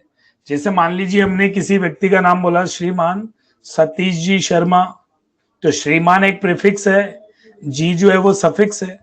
तो जो नाम के आगे मेन जो नाम है वो सतीश बोला मैंने, रमेश बोला, सुरेश बोला, हनुमान बोला, what ever is the name, वो मेन नाम है। वर्ड रूट मेन होता है, वर्ड रूट मेन नेम को रिप्रेजेंट करता है, ये मेन पार्ट होता है, नाम का मेन नाम यही होता है। अच्छा, जो सीक्वेंस होती है आईयूपीएसी नाम लिखने की, sequence for IUPAC name, sequence for IUPAC names, जो आईयूपीएसी नेम लिखने की जो सीक्वेंस होती है, सबसे पहले लिखा जाता है 2 डिग्री प्रीफिक्स, फिर लिखा जाता है 1 डिग्री प्रीफिक्स, फिर वर्ड रूट, फिर 1 डिग्री सफिक्स एंड लास्ट में लिखा जाता है 2 डिग्री सफिक्स। नाम हम इस ऑर्डर में लिखते हैं, जो आईयूपीएसी नाम लिखते हैं वो इस ऑर्डर में। अच्छा, ये पांचों ही पार्ट किसी मॉलिक्यूल में हो ये कोई जरूरी नहीं है, जो पार्ट होगा उसे लिखेंगे, जो नहीं होगा उसे छोड़ देंगे, लेकिन होगा उसको इसी सीक्वेंस में लिखा जाएगा। अच्छा, word root and 1 degree suffix जो है ये एसेंशियल पार्ट है, सारे मॉलिक्यूल में ये तो होता ही होता है, बाकी होंगे तो लिखेंगे, नहीं होगा तो छोड़ देंगे। 2 degree prefix, 1 degree prefix, word root, 1 degree suffix, 2 degree suffix, इसी सीक्वेंस में लिखा जाता है। हाँ, इनमें से जो होगा, मान लो 2 डिग्री सफिक्स मॉलिक्यूल में नहीं है तो इसे नहीं लिखेंगे, यहीं तक लिख लेंगे।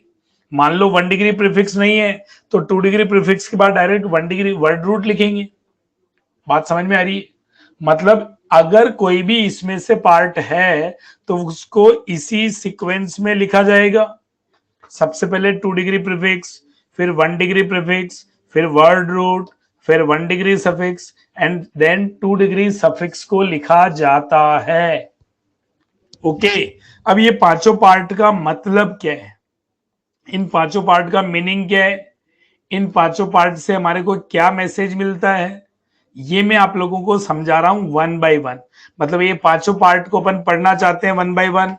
ओके, तो चलिए पांचों पार्ट को पढ़ना शुरू करते हैं। सबसे पहले हम बात करते हैं मेन पार्ट की। सबसे पहला पार्ट है वर्ड रूट। ठीक है, बहुत सारे लोग इसे रूट वर्ड भी बोल देते हैं, एक ही बात है।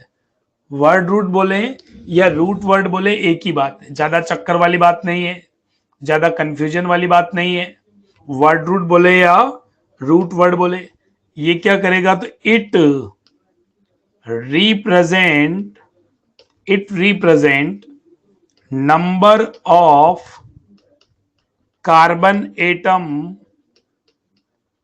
Present in parent carbon chain.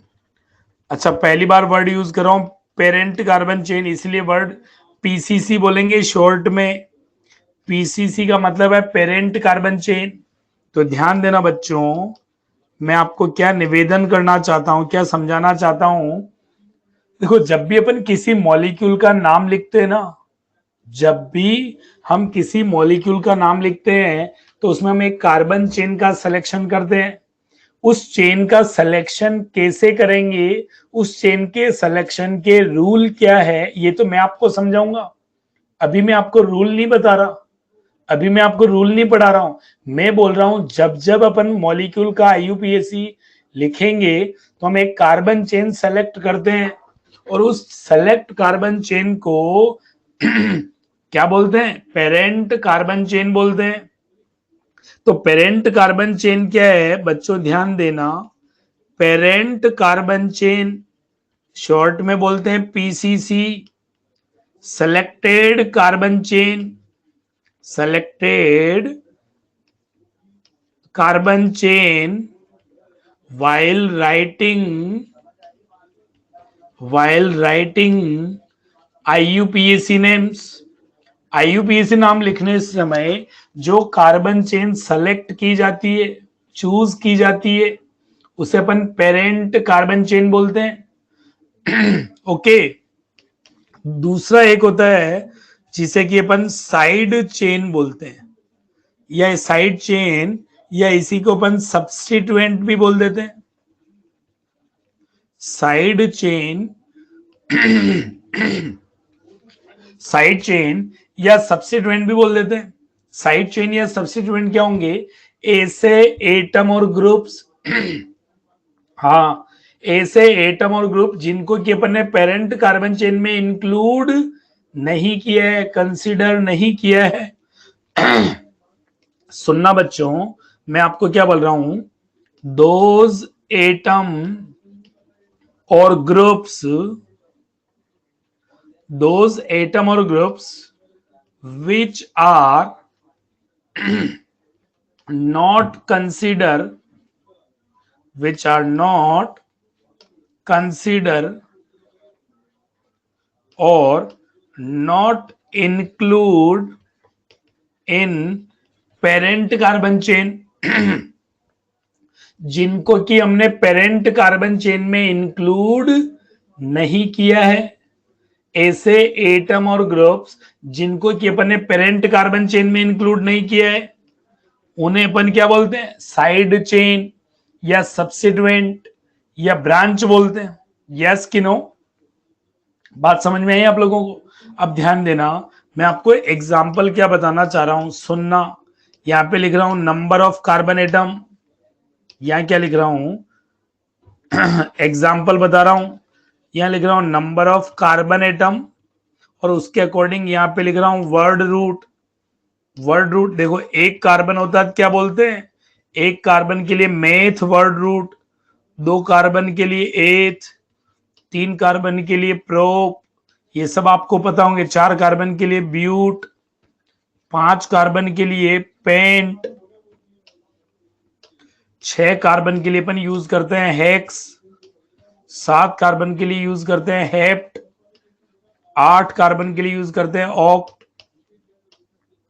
9 carbon के लिए यूज करते हैं नॉन, 10 कार्बन के लिए यूज करते हैं डेक, 10 कार्बन के लिए क्या यूज करते हैं, डेक।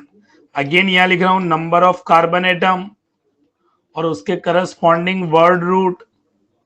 10 के बाद देखो 11 कार्बन के लिए यूज करते हैं अनडेक, 12 कार्बन के लिए यूज करते हैं डोडेक, 13 कार्बन के लिए यूज करते हैं ट्राइडेक, 14 कार्बन के लिए यूज करते हैं टेट्राडेक। 14 कार्बन के लिए क्या यूज करते हैं? टेट्राडेक। इस तरीके से पेंटाडेक, हेक्साडेक, हेप्टाडेक, ऑक्टाडेक, नोनाडेक।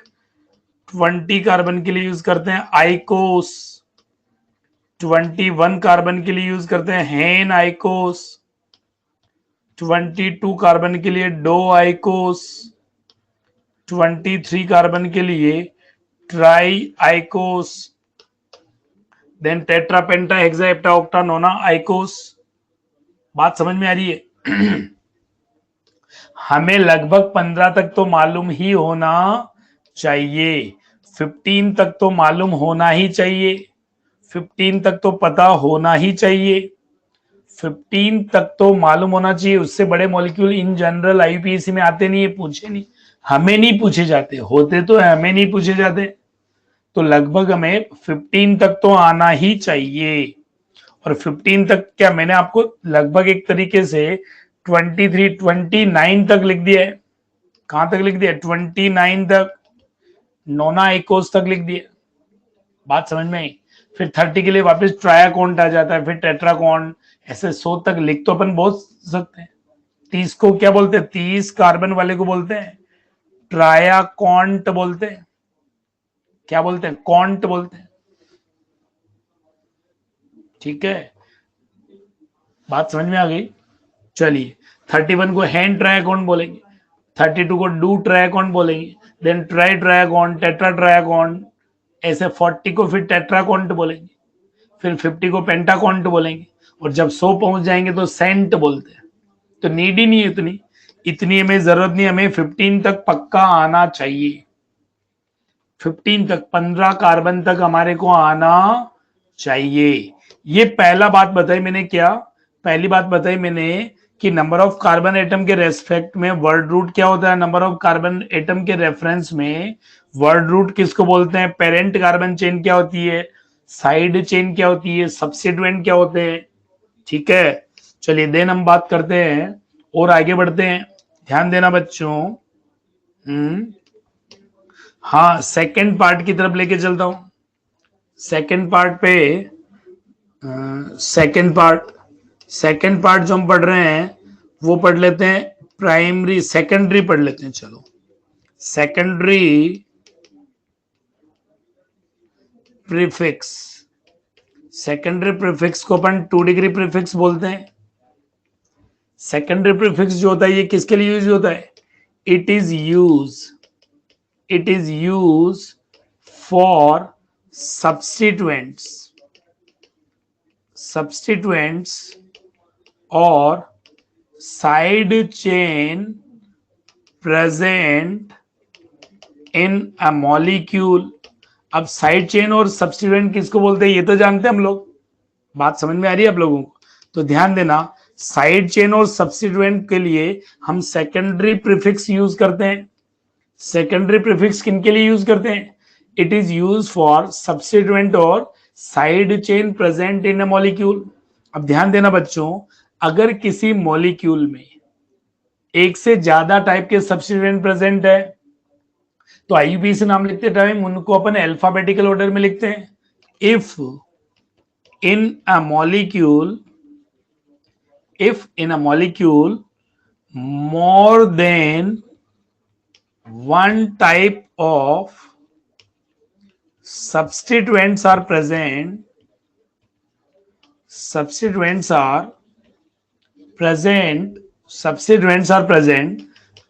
then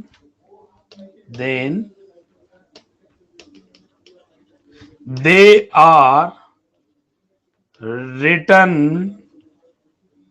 in alphabetical order.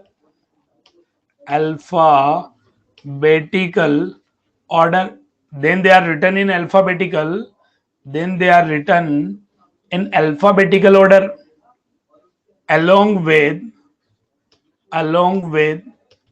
their location के साथ में। जैसे मान लो 3 पे ब्रोमीन है, 2 पे क्लोरीन है, तो हम बोलेंगे 3 ब्रोमो 2 क्लोरो। ब्रोमो और क्लोरो में बी और सी में पहले कौन आएगा? बी। तो हम बोलते 3 ब्रोमो 2 क्लोरो। तो मैं आपको पहले तो क्या रिक्वेस्ट समझाना चाहता हूं कि अगर किसी मॉलिक्यूल में सब्स्टिट्यूएंट प्रेजेंट है, सब्स्टिट्यूएंट क्या होते हैं? ऐसे एटम या ग्रुप जिनको कि अपन ने पेरेंट चेन में इंक्लूड नहीं किया है, वे एटम और groups which are not considered in parent chain are known as a substituents। और सब्स्टिट्यूएंट को कैसे लिखा जाएगा? अल्फाबेटिकल ऑर्डर में, उनके नंबर के साथ, कि वो कौन से नंबर के कार्बन पे प्रेजेंट है, और अल्फाबेटिकल ऑर्डर में लिखा जाएगा। हाँ, मैं फंक्शनल ग्रुप की बात नहीं कर रहा हूं अभी, मैं सब्स्टिट्यूएंट की बात कर रहा हूं। किन की बात कर रहा हूं? सब्स्टिट्यूएंट की। जैसे एग्जांपल बता रहा हूं कुछ यहां पे लिख रहा हूं नेचर ऑफ सब्स्टिट्यूएंट्स, और यहां पे लिख रहा हूं उनके लिए 2 डिग्री प्रीफिक्स। जैसे फॉर एग्जांपल CH3 ग्रुप है, तो इसको अपन क्या बोलते हैं? इसका CH3 ग्रुप का नाम होता है मिथाइल, शॉर्ट में MEB बोल देते हैं। जैसे CH2CH3, इसका नाम होता है इथाइल, शॉर्ट में ETB बोल देते हैं। सब्स्टिट्यूएंट और भी हो सकते हैं, जैसे Br को ब्रोमो बोलते हैं, Cl को क्लोरो बोलते हैं। जैसे मान लो OH है, तो हाइड्रोक्सी सब्स्टिट्यूएंट लिखते हैं अपन लोग, हाइड्रोक्सी। जैसे NH2 है, तो अमाइनो लिखते हैं। ये सब्स्टिट्यूएंट के नाम है। तो ये जो भी होंगे, अगर एक ही है तो एक को लिखेंगे, एक से ज्यादा है तो उन्हें अल्फाबेटिकल ऑर्डर में लिखा जाता है। अच्छा, सिर्फ इतने ही नहीं, मैंने कुछ एग्जाम्पल लिखे, और भी हो सकते हैं यहां पर, और भी हो सकते हैं। हमने तो कुछ एग्जाम्पल लिख दिए। कुछ एग्जाम्पल कौन से लिखे हैं? जिनसे कि हमें पता चल जाए कि कौन सब्स्टिट्यूएंट है, और उनको अल्फाबेटिकल ऑर्डर में लिखा जाता है। कब? जब एक से ज्यादा टाइप के, एक से ज्यादा हो। ओके, तो ये सारे मैंने सब्स्टिट्यूएंट के एग्जांपल्स लिखे। और सब्स्टिट्यूएंट का नेचर कौन रिप्रेजेंट करता है? Secondary prefix. सेकेंडरी प्रीफिक्स क्या बताएगा? It represent nature of substituent. Substituent के नेचर को बताता है कि सब्स्टिट्यूएंट कौन कौन है, कहां पे है, उनकी लोकेशन क्या है। ये सब सेकेंडरी प्रीफिक्स में आते हैं। किस में आते हैं? 2 डिग्री प्रीफिक्स में आते हैं। देन अगर हम बात करें, नेक्स्ट बात करना चाहते हैं प्राइमरी प्रीफिक्स की। ध्यान देना, थर्ड पार्ट की हम बात कर रहे हैं। थर्ड पार्ट है प्राइमरी प्रीफिक्स। प्राइमरी प्रीफिक्स क्या होता है? 1 डिग्री प्रीफिक्स क्या होता है? 1 डिग्री प्रीफिक्स क्या होता है? तो प्राइमरी प्रीफिक्स होता है क्या? ये जो होता है ना, ये पेरेंट कार्बन चेन के नेचर को बताता है। It represent nature of parent carbon chain. किसको बताएगा? हाँ, it 1 degree prefix, it represent nature of parent carbon chain. Parent carbon chain के नेचर को बताता है। जैसे मैं आपको एग्जांपल यहां बताता हूं, यहां तो लिख दिया अपन ने nature of parent carbon chain, और उसके करस्पॉन्डिंग 1 डिग्री प्रीफिक्स क्या होगा? जैसे मान लीजिए ए साइक्लिक है, पेरेंट कार्बन चेन ओपन है, तो उसके लिए मैं कुछ भी लिखने की जरूरत नहीं है। अगर साइक्लिक पेरेंट कार्बन चेन है, साइक्लिक पीसीसी है, तो हम वर्ड यूज करते हैं साइक्लो। अगर बाईसाइक्लिक पीसीसी है, तो हम यूज करते हैं बाईसाइक्लो। अगर स्पाइरेन है, तो उनके लिए वर्ड यूज करते हैं स्पाइरो। स्पाइरेन है तो हम क्या यूज करते हैं? स्पाइरो यूज करते हैं। स्पाइरेंस अगर है तो हम उसके लिए स्पाइरो यूज करते हैं। क्या यूज करते हैं? स्पाइरो यूज करते हैं। तो ध्यान देना बच्चों, primary prefix represent nature of parent carbon chain. अब देखो हमें क्या पता है, ए साइक्लिक मतलब ओपन चेन तो मालूम है, साइक्लिक भी मालूम है, लेकिन बाई साइक्लिक और स्पाइरो नहीं मालूम है। तो मैं आपको बाई साइक्लो और स्पाइरो पहले पढ़ाता हूं। ध्यान देना, बाई साइक्लो कंपाउंड क्या होते हैं, बाई साइक्लो कंपाउंड्स क्या होते हैं, मैं उनकी डेफिनेशन, उनके एग्जाम्पल बता रहा हूं, ताकि आपके मन में कंफ्यूजन नहीं होना चाहिए कि किनको हम बाई साइक्लो बोले, किनको हम स्पाइरो बोले। हाँ, स्पाइरिन क्या सब बता रहा हूं ना, चिंता नहीं करें। तो बाई साइक्लो, देखो बाई का मतलब टू, साइक्लो का मतलब रिंग। तो दो रिंग आपस में इस तरीके से जुड़े कि उनमें अगर दो कार्बन एटम कॉमन हो तो ऐसी रिंग को बाई साइक्लो रिंग बोलते हैं। और जो कॉमन कार्बन एटम है उन्हें ब्रिज हेड कार्बन बोलते हैं। मैं फिर से समझा रहा हूं, सुनो। हाँ, जैसे एग्जाम बहुत बढ़िया, नेफ्थलीन बाईसाइक्लिक रिंग है, नेफ्थलीन बाईसाइक्लो का एग्जांपल है, बहुत बढ़िया। सुनना, मैं आपको समझाता हूं। ऐसे मॉलिक्यूल, ऐसे कंपाउंड जिनमें दो रिंग आपस में इस तरीके से जुड़े कि उनमें दो कार्बन एटम कॉमन है, तो ऐसे कंपाउंड को बाईसाइक्लो कंपाउंड बोलते हैं। और कॉमन कार्बन एटम को ब्रिज हेड कार्बन बोलते हैं। मैं फिर से रिपीट कर रहा हूं, those cyclic compounds where two ring connected are in that manner in order to generalize, or they have two common carbon atom। ठीक है, तो डेफिनेशन क्या होगी, those cyclic compounds where, those cyclic compounds where two rings are connected in that manner, they have two common carbon atom between two ring, between two ring are known as a, are known as a bicyclo compounds. और इनमें जो common carbon atom है उन्हें क्या बोलेंगे, common carbon atom is known as a bridge head carbon. Common carbon को क्या बोलते हैं, ब्रिज हेड कार्बन बोलते हैं। फॉर एग्जाम्पल, जैसे देखो इस तरीके से मैंने ये दो रिंग बनाई, जैसे देखो इधर ये बनाया है, जैसे देखो इधर ऐसा बनाया है, जैसे देखो इधर मान लीजिए इस तरीके से ऐसा बनाया है।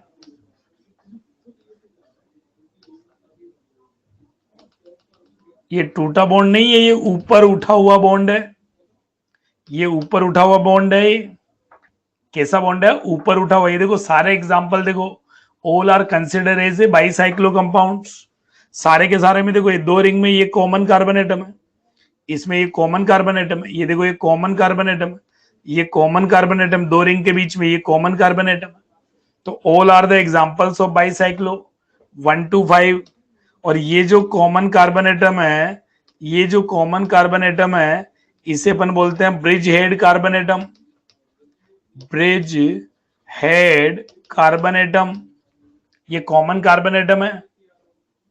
लास्ट वाले में देखो ना, ये 1 2 3 4 5 6 और 1 2 3 4 5 6 दो रिंग है। ऐसे बुक अपन ने खोलो, बुक को खोलोगे तो ऐसा स्ट्रक्चर बन जाएगा।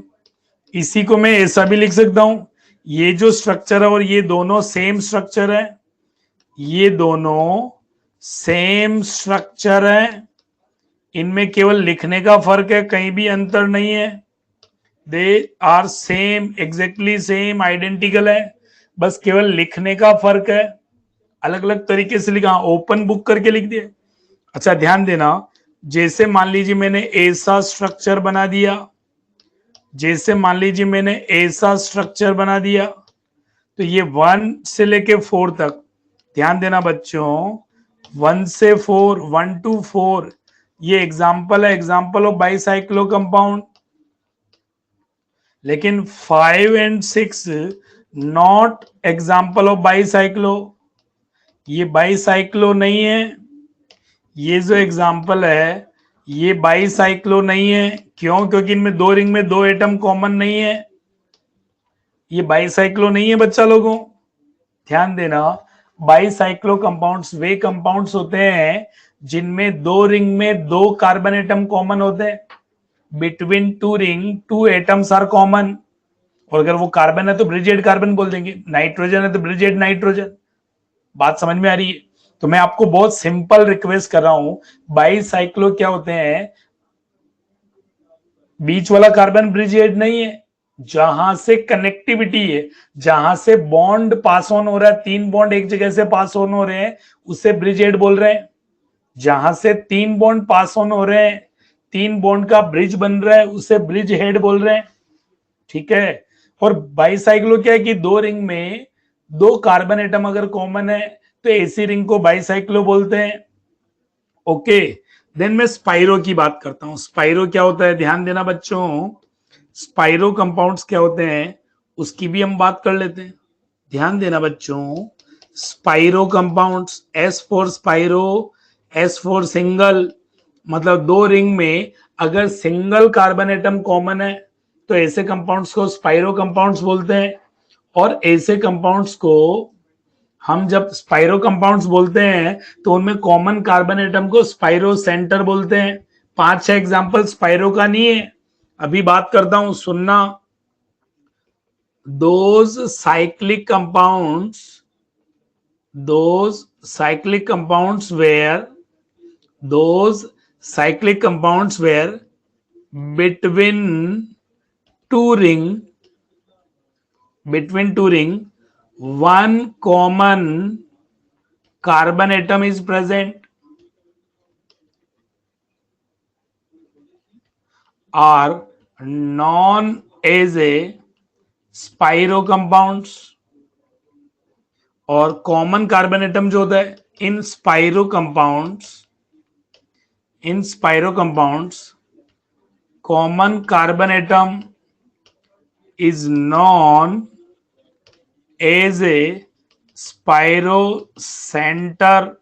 तो दो रिंग के बीच में अगर एक कार्बन एटम कॉमन है तो उन्हें अपन स्पाइरो बोलते हैं। जैसे एग्जांपल देखो इधर, जैसे ये एग्जांपल है, ये स्पाइरो का एग्जांपल है। जैसे ये एग्जांपल है, ये स्पाइरो का एग्जांपल है। ये स्पाइरो का एग्जांपल है, ये स्पाइरो का एग्जांपल है। देखो दो रिंग आपस में कैसे जुड़ रही है कि उनमें एक कार्बन कॉमन है। दो रिंग आपस में इस तरीके से जुड़ रही है कि उनमें एक कार्बन एटम कॉमन है। तो ऐसी रिंग को अपन क्या बोलते हैं? स्पाइरो रिंग बोलते हैं। और ऐसे मॉलिक्यूल को अपन क्या बोलेंगे? स्पाइरो कंपाउंड्स बोलेंगे। बात समझ में आ रही है बच्चों आपको?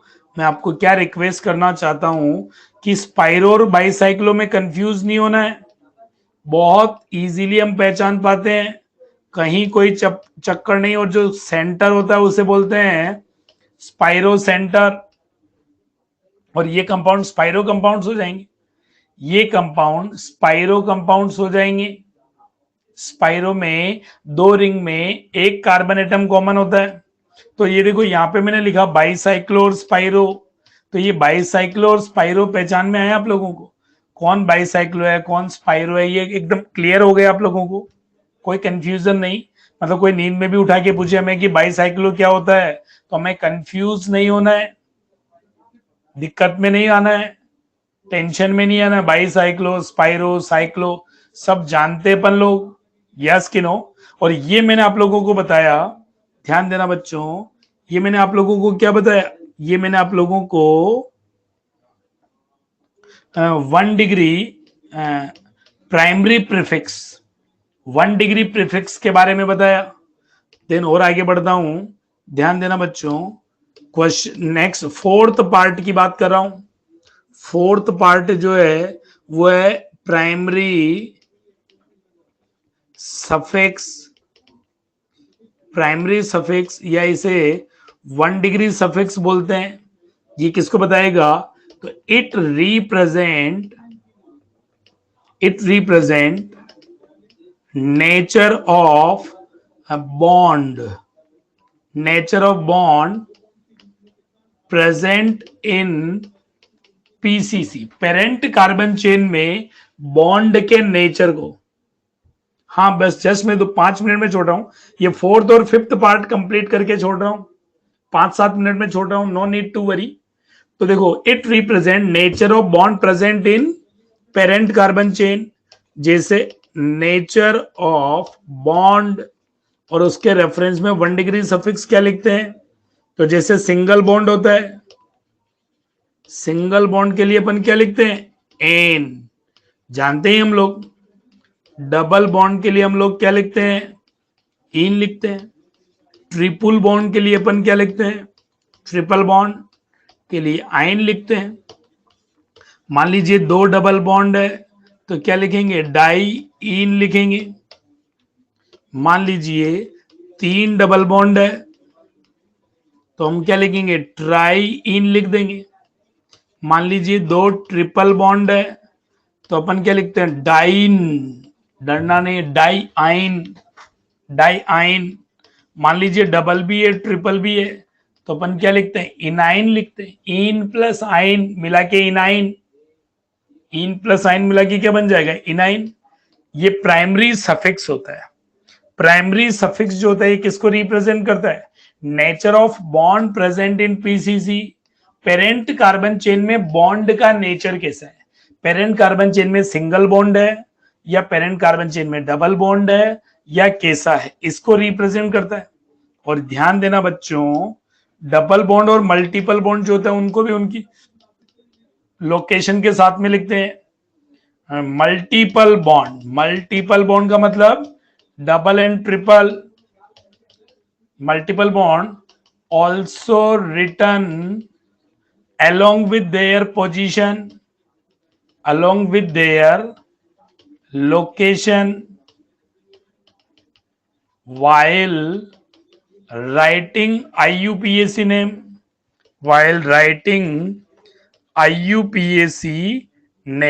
IUPAC नाम लिखते समय हमें मल्टीपल बॉन्ड को भी उनकी लोकेशन के साथ लिखना है।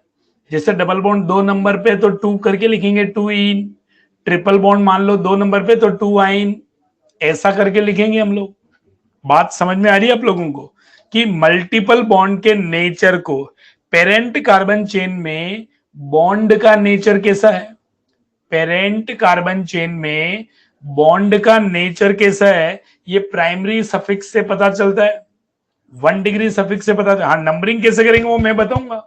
चेन में नंबरिंग के रूल्स मैं आपको समझाऊंगा, चेन में नंबरिंग के रूल्स मैं आप लोगों को समझाऊंगा। नो नीड टू वरी, चिंता करने की जरूरत नहीं है।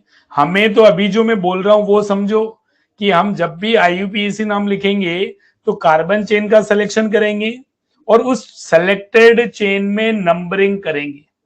तो चेन का सिलेक्शन कैसे करना है, नंबरिंग कैसे करनी है, ये सब हम रूल पढ़ेंगे।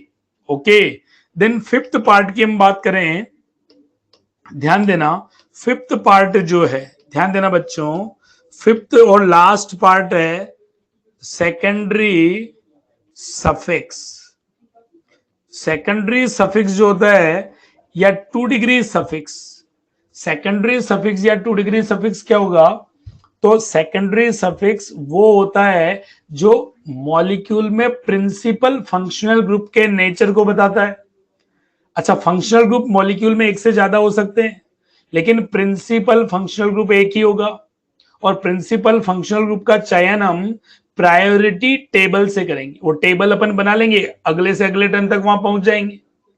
तो सुनना, मैं आपको फिर से समझाना चाहता हूं, बहुत रूल नहीं है, छोटी छोटी बातें जिनको अपन अपने दिमाग में स्टोर करते चले जाइए। छोटी छोटी बातें जिनको हम कलेक्टिवली धीरे धीरे इतनी प्रैक्टिस हो जाएगी कि हम भुलाए नहीं भूलेंगे। नो नीड टू वरी, अभी छोटी छोटी बातों को बस स्टोर करते जाइए, सुनते चले जाइए आप लोग। धीरे धीरे हम इन सबको असेंबल कर देंगे। हम लोग इंजीनियर है नहीं, बनना चाहते हैं। आईआईटी में जाके हम क्या करना चाह रहे हैं, इंजीनियर ही तो बनना चाह रहे हैं। और इंजीनियर क्या करता है, छोटे छोटे इंस्ट्रूमेंट्स को, छोटे छोटे इक्विपमेंट्स को मिलाकर कलेक्टिवली एक वर्किंग इंस्ट्रूमेंट बना देता है, जिसे कि अपन मशीन बोलते हैं। तो आईयूपीएसी भी एक तरीके का छोटे छोटे पार्ट को मिलाकर कंप्लीट बनाया हुआ नाम है। 2 degree suffix, 1 degree suffix, 2 degree prefix, 1 degree prefix, word root, इन सबको एक सीक्वेंस में ऑर्डर कर देना ही तो आईयूपीएसी है ना। हाँ, तो सेकेंडरी सफिक्स क्या होता है, तो बच्चा ध्यान देना, it represent nature of principal functional group. Principal functional group को शॉर्ट में पीएफजी लिखूंगा मैं। प्रिंसिपल फंक्शनल ग्रुप को शॉर्ट में अपन ने क्या लिखा, पीएफजी।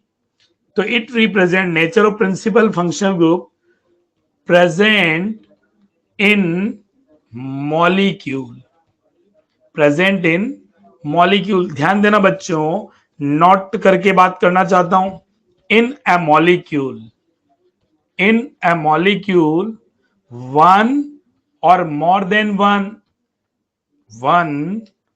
और मोर देन वन, अरे क्या हो रहा है, वन और more than one functional groups may be present. One or more than one functional group may be present. Molecule में फंक्शनल ग्रुप हो भी सकता है और नहीं भी हो सकता है। If more than one functional groups are present, more than one functional groups are present, then principal functional group PFG is decided by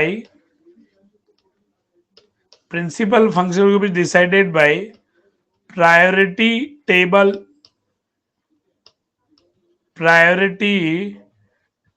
of functional group। Functional group की एक प्रायोरिटी टेबल होती है, फंक्शनल ग्रुप की एक priority table है, उससे अपन decide करते हैं। हाँ, प्रायोरिटी टेबल अपन अगले से अगले टर्न पे पहुंच जाएंगे, तब मैं बताऊंगा। If more than one functional groups are present, then principal functional group is decided by priority table of functional group.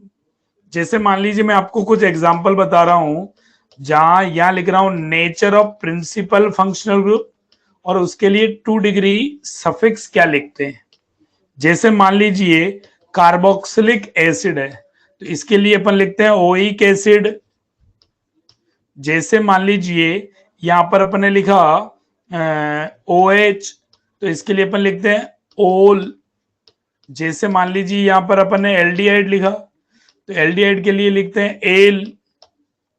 Aldehyde के लिए क्या लिखते हैं, एल लिखते हैं एल। जैसे मान लीजिए NH2 ग्रुप है, तो यहां पे अपन लिखते हैं अमाइन। जैसे मान लीजिए यहां पर ध्यान देना एसिड हैलाइड है, तो लिखते हैं OL हैलाइड एटसेट्रा। सारे नहीं लिखे, सारे तो मैं आपको प्रायोरिटी टेबल में लिखूंगा, सारे तो मैं आपको प्रायोरिटी टेबल में लिखूंगा। तो अभी मैंने आपको पांचों पार्ट समझाए हैं। मैंने आपको क्या समझाया, पांचों पार्ट समझाए। 2 degree prefix, 1 degree prefix, word root, 1 degree suffix and 2 degree suffix. जब भी अपन मॉलिक्यूल का नाम लिखेंगे, लास्ट 1 मिनट में बात खत्म कर रहा हूं, देखो जब भी अपन मॉलिक्यूल का नाम लिखेंगे तो ये लिखेंगे 2 डिग्री प्रीफिक्स किसको रिप्रेजेंट करता है, सब्स्टिट्यूएंट्स को बताता है। 1 डिग्री प्रीफिक्स क्या बताता है, nature of bond in PCC.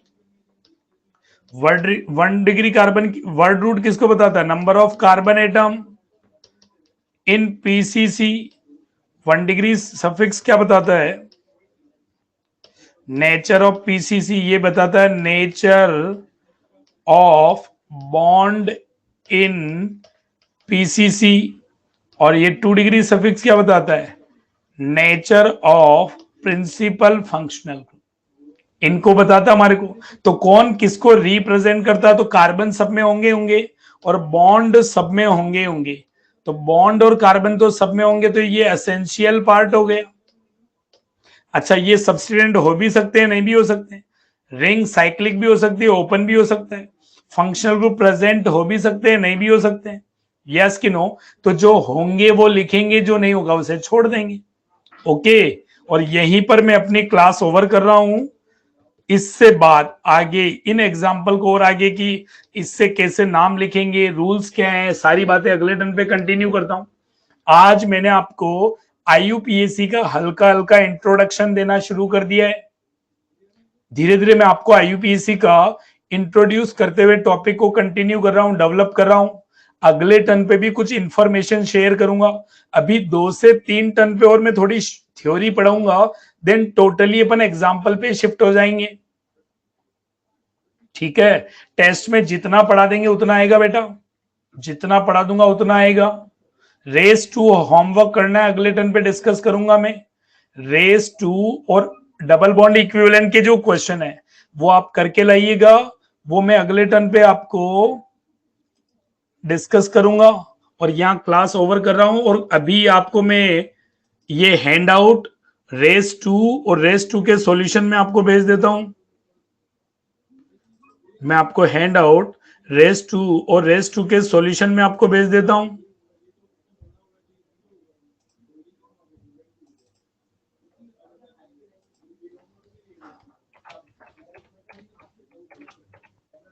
Fourth lecture है ओसी आई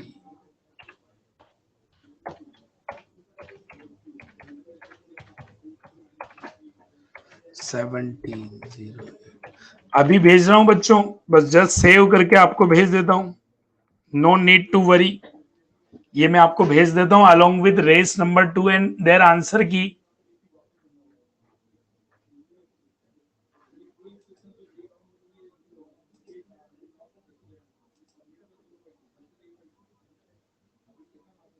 अभी भेज देता हूं मैं आप लोगों को, तुरंत आप डाउनलोड कर लें।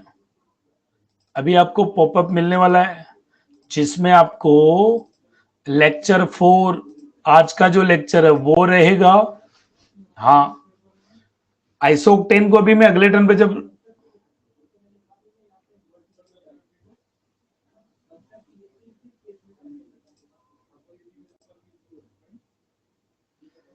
ये तो फाइल बड़ी हो गई, ऐसा कैसे हुआ?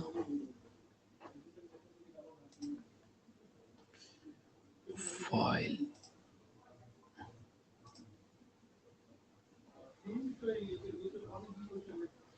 बच्चों, इसको मैं 2 पार्ट में सेव करता हूं, फिर मैं आपके पास भेजता हूं। 2 पार्ट में कैसे करूं इसको?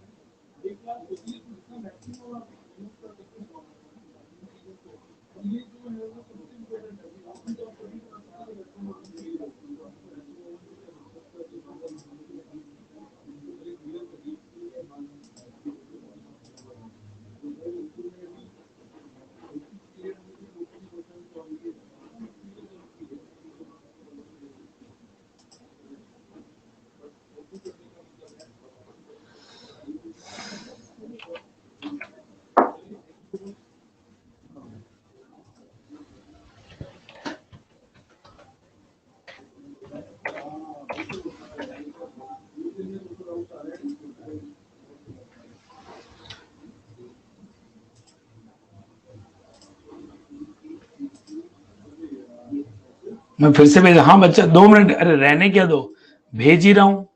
2 मिनट का वेट करो, बस अपलोड हो ही रही है फाइल।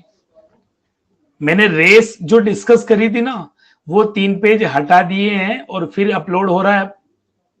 1 सेकंड में अपलोड हो जाएगा। अभी हो गया अपलोड। मैं आपको रेस 2 भी भेज रहा हूं बच्चा।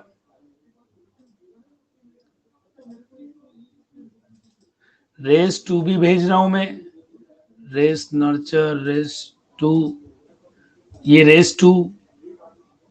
हाँ 2 मिनट में, बस 1 सेकंड लग रहा है, बस 1 सेकंड लगेगा।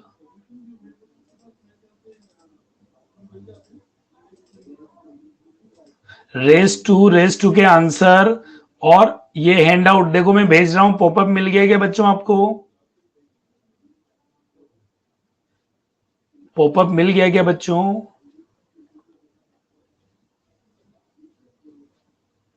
मिल गया ना? एक बार और सेंड कर देता हूं, पॉपअप मिल जाना चाहिए। देखो मैं आपको क्या भेज रहा हूं, आज का जो हैंड आउट है उसमें मैंने जो रेस डिस्कस करी थी, रेस 1 उसको हटा दिया, बाकी का भेज दिया, रेस 2 और रेस 2 का आंसर। ओके, ये देखो मिल गया होगा आपको। और अब मैं आपको ये पार्ट 2 भी भेज देता हूं, ध्यान देना, ये डिलीट करके।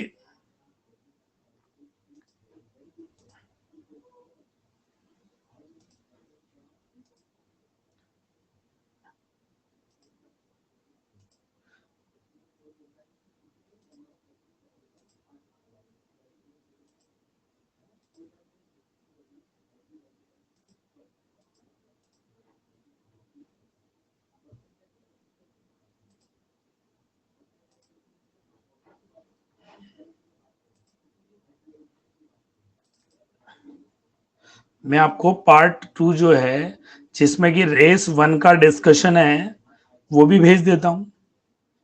और ग्रुप पे तो मैं आपको पूरा कंप्लीट एक ही हैंड आउट भेजूंगा, कंप्लीट ग्रुप पर एक ही हैंड आउट भेजूंगा, no part 1 no part 2, just एक ही हैंड आउट ग्रुप पे भेज दूंगा, व्हाट्सएप ग्रुप पे मैं आपको एक ही हैंड आउट भेजूंगा।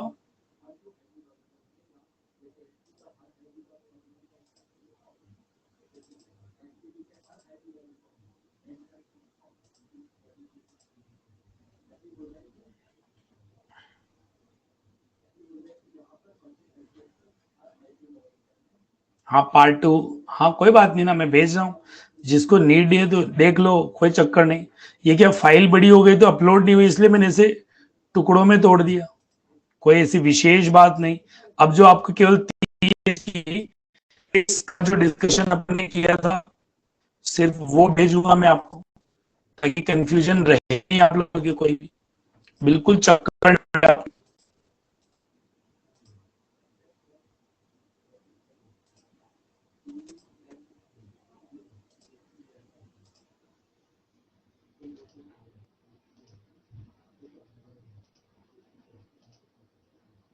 और ये डबल बॉन्ड इक्विवेलेंट वाला होमवर्क जरूर करके लाइएगा।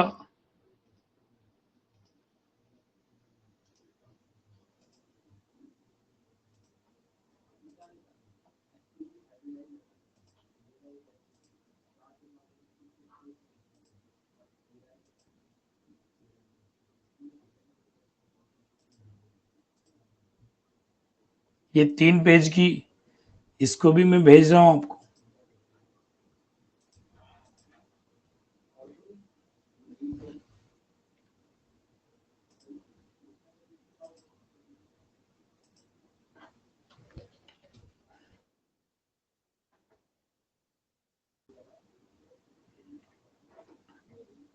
अभी अपलोड कर दे रहा हूं, नो नीड टू वरी, चिंता नहीं करें बिल्कुल, कंप्लीट में भेज ही रहा हूं आपको।